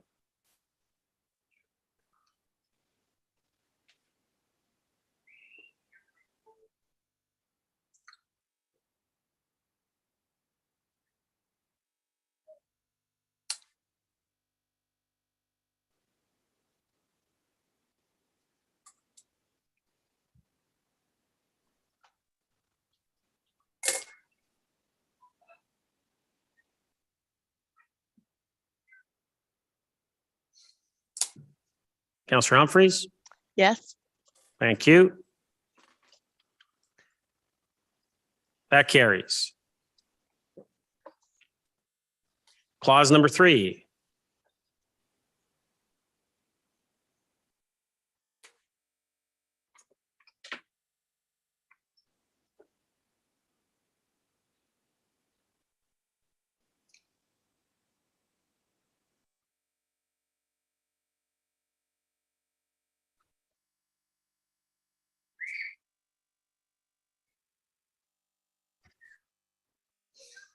Call the vote.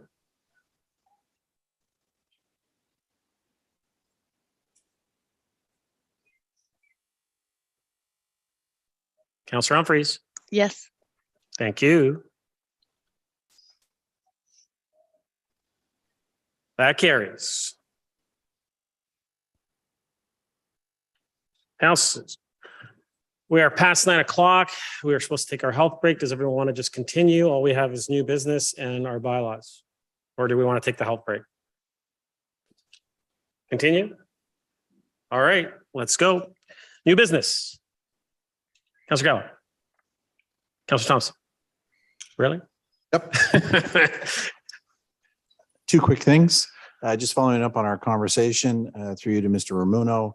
As a suggestion, perhaps come budget time in 2023, an item be placed about taking a look at a comprehensive traffic safety plan for the town park area, given the development of Library Square and other future developments there, and or perhaps Councillor Humphreys may finally get her traffic advisory committee together, which she has been advocating for many, many years, to look at these kind of traffic issues because they seem to become more and more prevalent.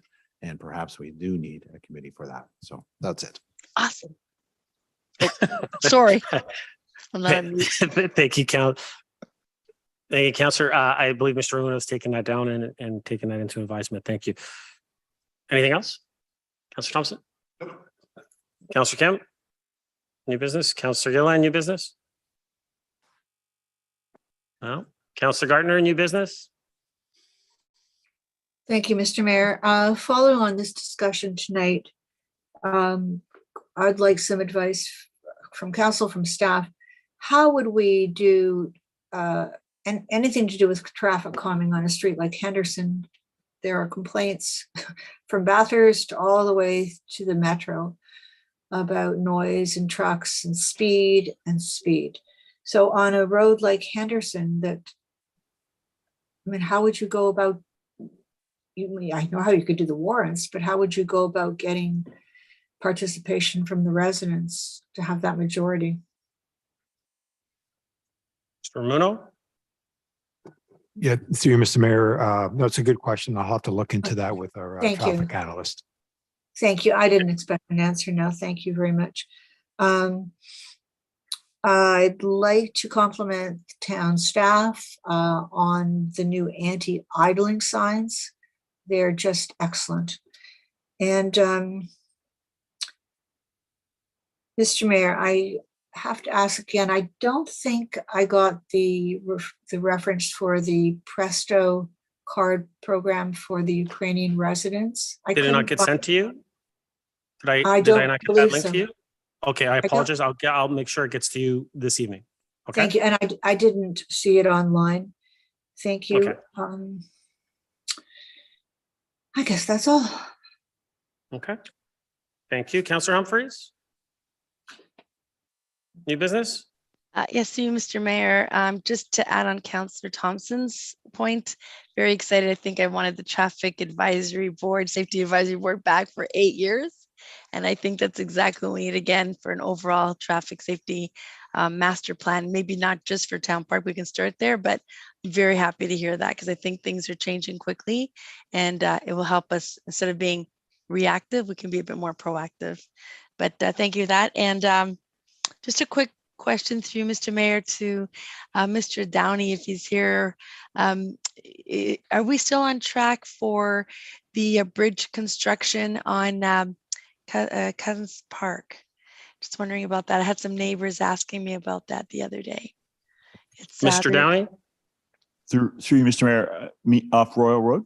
Yes, off Royal Road. Yes. I apologize. I don't have an update on that. So Sorry. I wouldn't want to say unless I Yeah. actually know. So, That's okay. Sorry, I'll Mr. do my best to Downey. find out, and I'll email you tomorrow, Councillor. Thank you. Sorry, Mr. Downey. I should have asked you sooner, but I appreciate that. Thank you. That's all, Mr. Mayor. Thank you. Councillor Gilliland, you have something for new business? Thank you. Just real quickly, thanks for coming back.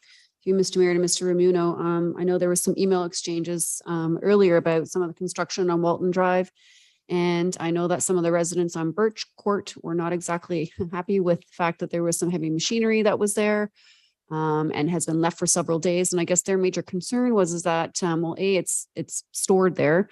I have had some conversations back with staff that it is best practice to leave it as close as possible to the actual site. I understand that, and I did communicate that to the residents as well. Although I think the most upsetting part for them was the fact that they weren't notified. And so for them, it's more safety. There's kids playing on the court, traditionally a very quiet court that sees very little activity, and their kids play on the street, play hockey, basketball, whatever they normally do. All of a sudden have this really big disruption. So I just wanted to know what the best practice is, or is this something that I have to specifically ask as best practice moving forward? If you could just kind of give me some comfort in knowing what those processes and that step is, that would be great. Mr. Ramuno?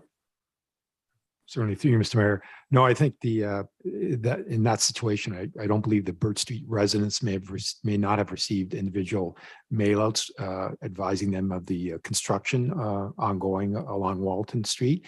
It's something that we can look at, into for our next construction project, just to make sure that the outlying areas that may see some activity also receive notice. But again, some of these projects have been placed on our website, et cetera. But again, we can obviously look at improving our notification on some of these capital projects. Good news is that that project is days away from being completed. Councillor? Thank you. I really appreciate that. Thank you. Councillor Gardner, did you have something to add for new business? Yes, perhaps before we leave for this evening, there seems to be some confusion among residents about our council schedule for July. Mr. Durand, would you like to, for the record, say what it is? Mr. Clerk, our schedule for July. Thank you, Mr. Mayor, and through you, absolutely. So Thanks. we're anticipating a busier than normal GC next week, July 5th. The agenda is out. So in the case where council couldn't get through all the reports, we were going to make the July 12th meeting another GC meeting where the items from July 5th would be deferred for 1 week. Okay. And then the council meeting for the month would move to July 19th.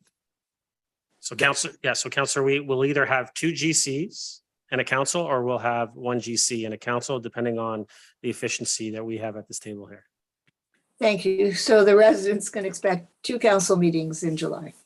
At Absolutely. minimum. Well, Thank two you. meetings. 2 meetings. 2 yes. meetings. Yeah. 2 meetings. 2 meetings. Yes. Thank you. Thank Any you. other new business? Did we want public service announcements? I did. So public service announcements. Public service announcements, Councillor Campbell. PSAs.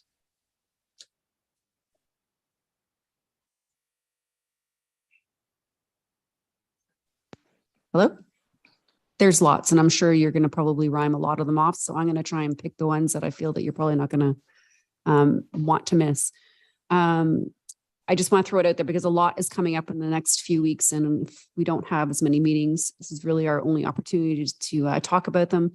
So just real quickly, shout out to the BIA and the Machel's Alley events that are going to be, that have started as of June 23rd. So on Thursdays from June 23rd to July 28th, there will be some performances starting at 7 p.m. Also, the Legion is having some entertainment and free music, Tangent, that's going to be playing on Canada Day, and that starts from 4 to 7. So there's lots of stuff to see there. So before the fireworks go off, maybe pop on over and see a free concert there. Also, the Cultural Center has a whole bunch of stuff going on as well. What's really important to talk about today, and I can't wait, is that the Aurora Bell Box Murals 2022. It's a great initiative where bell box murals have the opportunity to be painted by local artists. There's a whole criteria, so check it out. It's at aurora-culturalcenter.ca/bellboxmurals, and the deadline for that is June 30th. So it's a very great initiative. There's a whole handful of them in Aurora. There's probably 1, 2, 3, 4, 5, 6, 7, 8, about 9 or 10 of them. So that's definitely something to look at. And also don't forget about the Skylight Gallery in Aurora, because we have a lot of stuff up there that's really interesting to go look and see. So that's one more thing. And finally, the Go Green Challenge. That's something that's really near and dear to my heart. And that kicks off July 1, and it's challenging the community to go green. Check it out. You can register, get your kids and family involved, download the Goose Chase app, and you can get involved, and there's prizes to be won, etc. And finally, last but not least, is the invasive species that I always like to talk about, the LDD or spongy moth or gypsy moth. There's 3 different ways we can describe it now. As just a reminder, you can put the burlap around your trees just to capture those caterpillars to keep the numbers down low. Thanks. Thank you. Councillor Gardner, public service announcement. Thank you. I'm looking forward to the Bell Box murals, and I'm pleased to say that I had a part in that initiative. I'd like to congratulate the Cultural Center on their free concert in the park on Saturday. Also, I'd like to congratulate Brian Kemp. Brian Kemp is with the Lake Simcoe Region Conservation Authority. He's been there for 30 years, general manager for conservation lands, and he's done a lot of work in Aurora. He's helped out our community. So shout out to him. Thanks, Mr. Mayor. Thank you. Councillor Humphreys. Thank you, Mr. Mayor. Through you, just a couple of lots of things have been mentioned. The Aurora Legion, Councillor Gilliland mentioned a little bit of the items, but they will have a barbecue from 11:30 to 1, and again at 5 to 7. They have burgers and all kinds of great stuff. They'll be having that live band between 4 and 7, and all types of things throughout the day, which makes it great from our residents to be able to go to Lambert Wilson Park and then over to see what's happening at the Legion. So lots of great work. Lots of great events. The other, just to mention again, the farmers market on Saturdays, a fantastic place. You see the mayor's always there. I know the rest of us attend as well, but he's there bright and early and checking out all the great stuff. So between 8 and 1, it's fantastic with DJs most weekends or live music. So hopefully you can be there. Had some residents from outside of Aurora, in fact, some as far as Orangeville, that sent a note to the chair saying how wonderful our market is in the park. They haven't seen many farmers markets in such a great atmosphere. So that's all. Thanks. Thank you. Councillor Gardner, did you have something to add, or do you just have the hand floating up there? Just want to make sure. Unfloat my hand. Thanks. All right. Thank you. And then I just have one. Obviously, it's Canada Day this week. So on Thursday, the 30th, we have the return of Dance in the Park. And I know a lot of people are looking forward to the return of that. The Rotary Beer Garden, musicians. It's going to be a great time. It's a great way to start off that holiday weekend and celebrating Canada Day. And then obviously we have the parade on Friday, July 1st. There is a road closure, just so everyone knows, between 8:30 a.m. and 11:30 a.m. on Yonge Street between Henderson Drive and Orchard Heights Drive. And the parade this year will be doing a new route, and we'll be traveling northbound from Murray to Aurora Heights. And then from there, everyone is welcomed to Lambert Wilson Park, where there'll be lots of activities, music, inflatables, lots to do, food, and obviously at the end of the night, fireworks. And so the fireworks will be going off, and we'll do a little countdown. Hopefully I'll see all of you there, and we can do the countdown together and celebrate and welcome in Canada Day. So looking forward to seeing everyone there. With that, we'll move to bylaws. Could I get a motion to approve the bylaws? Councillor Thompson, second by Councillor Kim. Councillor Gallo, do you have a question? I have a question about 13.7, Mr. Mayor. 13.7. Yep. I don't have to vote separately, but I have a question about it. Sure. That's a significant change, perhaps, Mr. Mayor, for you, because I don't think we had enough time for an official report from staff, but it's a significant change that's happening, brought down by the province really, really quickly. We had an email from Mr. Serio explaining it. My first question is to Mr. Ramon or Mr. Serio, do we have to implement this delegated authority to someone, like naturally would be the director of planning, that essentially we will no longer see site plans before this council? We might see some, but for the most part, we won't. Mr. Mayor. Mr. Serio? Through you, Mr. Mayor. Yes, you have to pass this bylaw. You need to appoint somebody. The legislation, the wording in the legislation has been changed from council to authorized person. And there is a shall in the legislation that says that you shall appoint an authorized person who staff is suggesting is the director of planning. If no one is an authorized person, then no one has the authority to approve the applications. The Planning Act, the clause has specifically removed council as the approval authority. Councillor? So I guess because of the speed in which this was done, we didn't really get a report from staff to advise us and the public, quite frankly, on the effects of this. So I don't know if, and there's no urgency at this point, but at some point, some information memo or something from staff that can be put on a public agenda at some point within the next few months, just advising on what the change is, the impact to us, and so we can communicate what has happened. And maybe through you to Mr. Ramuna too, just to go through exactly from his perspective what the changes would be, and if council will be seeing any site plans from July 1st on. Mr. Bruno, can we get that report at some point? Through you, Mr. Mayor, certainly we can work on a report with our solicitor and outline the changes and any impacts to council. Thank you. And so just that last point, what will this council see any site plans on a go-forward basis once this is approved? Mr. Rona?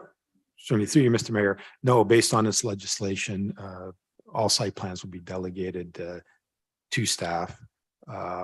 So council won't see any more standalone site plan applications. However, typically site plan applications are submitted in conjunction typically with zoning bylaw amendment applications. So the zoning bylaw application to implement a particular development will go through the formal public process to change the zoning if required. So council will see that. As is our practice, you will always see a conceptual site plan associated with that official plan or zoning bylaw amendment application. So you will, council will be aware of the built form that you are, you will be approving through the zoning bylaw.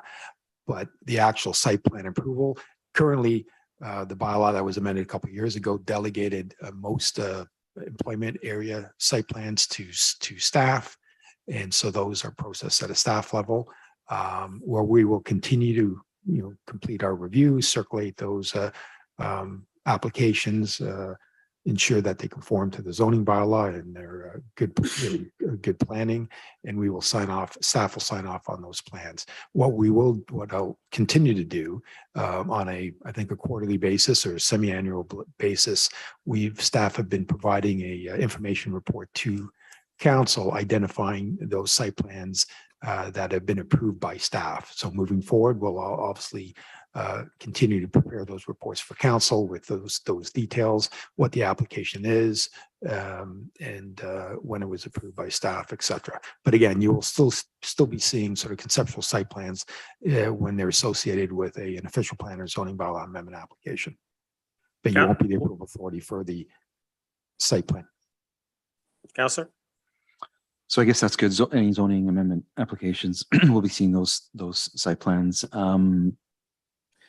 I realize the province could care less whether I'm offended or not, but the whole purpose of this is to streamline, and I guess they think we're very inefficient. That's unfortunate because I think those are important things for us to see. I have full, respect for the director and the process, and we will be on a quarterly basis get a report advising us of the applications that he has approved under his authority. So I just thought it was important to highlight that, and I look forward to seeing that report. Thanks.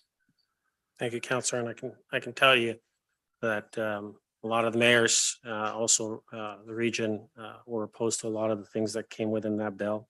And as you're aware through, I know the email that our town solicitor sent us, there'll also be fees that could possibly be going back to the applicants if we do not make decisions in a timely manner. And so it's unfortunate that the provincial government has decided to move quickly in this regards without listening to everyone's concerns. But unfortunately, they've made this and it's legislation now, and we need to follow. Councillor Gardner, did you have your hand up? I did. Thank you, Mr. Mayor. Following on Councillor Gallo's comments, through you to Mr. Ramuno. Mr. Ramuno, can we request more fulsome site plans to come with a complete application? Mr. Ramuno? Through you, Mr. Mayor, Councillor Gardner. So, I mean, that process hasn't changed. We still have a pretty robust sort of complete application process that staff follows.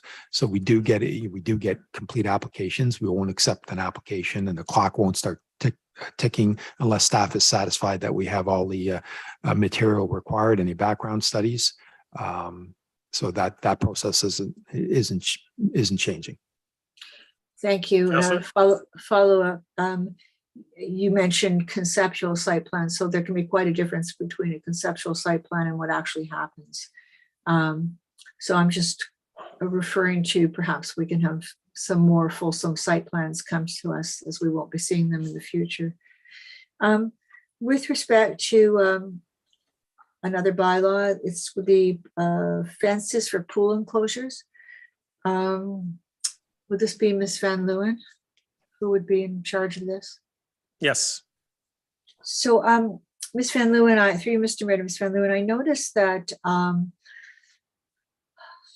receipt of an order to discontinue a contravention will be deemed to have been delivered, if it's delivered personally, which is fine, 1 day after transmission sent by email or social media, or after 1 day posting the order on a conspicuous location on the property. That seems to me, I don't know, rather fast. Is this what other municipalities do? Ms. Van Leeuwen? Through you, Mr. Mayor, for clarity, are you talking about the variance notification or orders? Because if I'm looking at, so typically service for an order is through registered mail, and under legislation, it's deemed to be delivered 5 days after it was sent. It says, thank you. It says receipt of an order to discontinue the contravention or correct it. And it's under that section. It's 12.3. Ms. Van Leeuwen? Yes, so I'm now looking at it. So this has been reviewed by our prosecutor as well as our associate solicitor. So these would have been recommendations made by them. Okay, so This we're, is, yes. Counselor? I'm just not sure of the transmission through social media unless they have given us that as their preferred way to communicate. But I'm sure you'll check into that. Thanks on that one. I'd also like to have 2 recorded votes, Mr. Mayor. On which? One is Well, actually, on, they're all recorded unless you want me to separate them because we do it by e-scribe. So everything's recorded. Counselor. So unless you want me to separate one specifically, is there a bylaw you well, want specifically separated for a it vote? was, yes, sir. It's the bylaw with respect to the development at Young and Irwin and the development on Mavernack, north of Wellington, east and west of Mavernack. Do you know the bylaw numbers? Because I'm just trying to go through them. They don't have numbers yet. How did it? I don't Or do believe. they not have? Okay, hold on. I may be wrong. 13.1 is short-term rentals. No, it's not the short-term rentals. Maybe one is 65-M3852. Is that the bylaw number? I Is didn't think that, so 13.3, I believe. 13.3, Mr. Clerk, that's 15296, 15306, and 15314 Young Street. I'm assuming that's that's Counselor? one of them. Thank you. That's Young and Irwin. And the other one is the Mavernack one. Assuming I don't see highways. anything about Mavernack on here, Counselor. Assume highways on plan 65-M-381. As highways?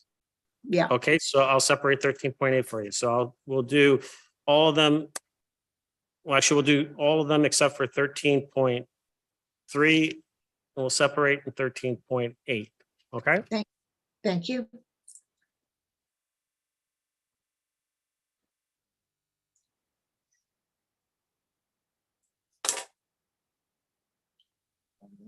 Yeah, I'm calling the vote on all of them minus those 2. We'll do those 2 after.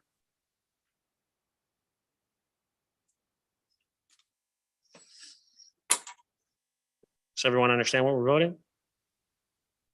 All of them except for 13.3 and 13.8. Oh, I see where you're Was it- getting it from. I see where Well, you're we're doing- getting it from, Mr. Mayor. The bylaw doesn't actually have a number. Thanks. Thank you. So I'll call a vote.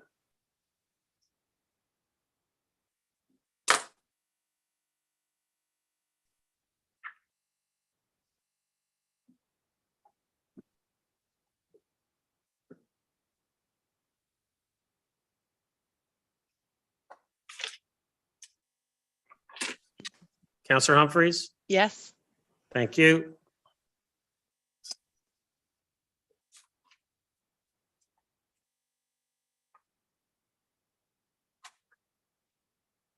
$13.3. Oh, it was carried. 13.3.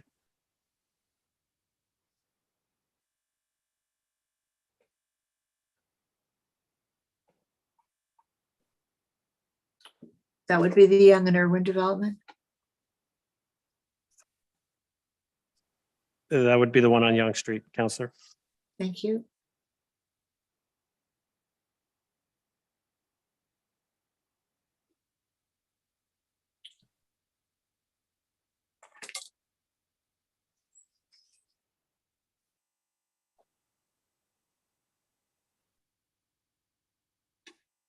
Call the vote.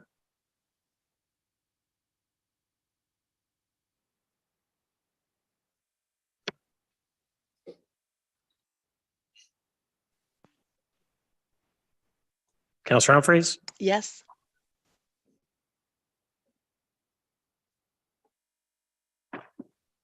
that carries. And 13.8.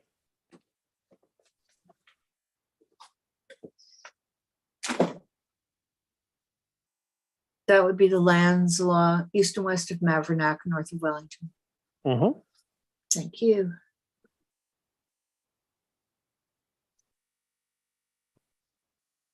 Call a vote.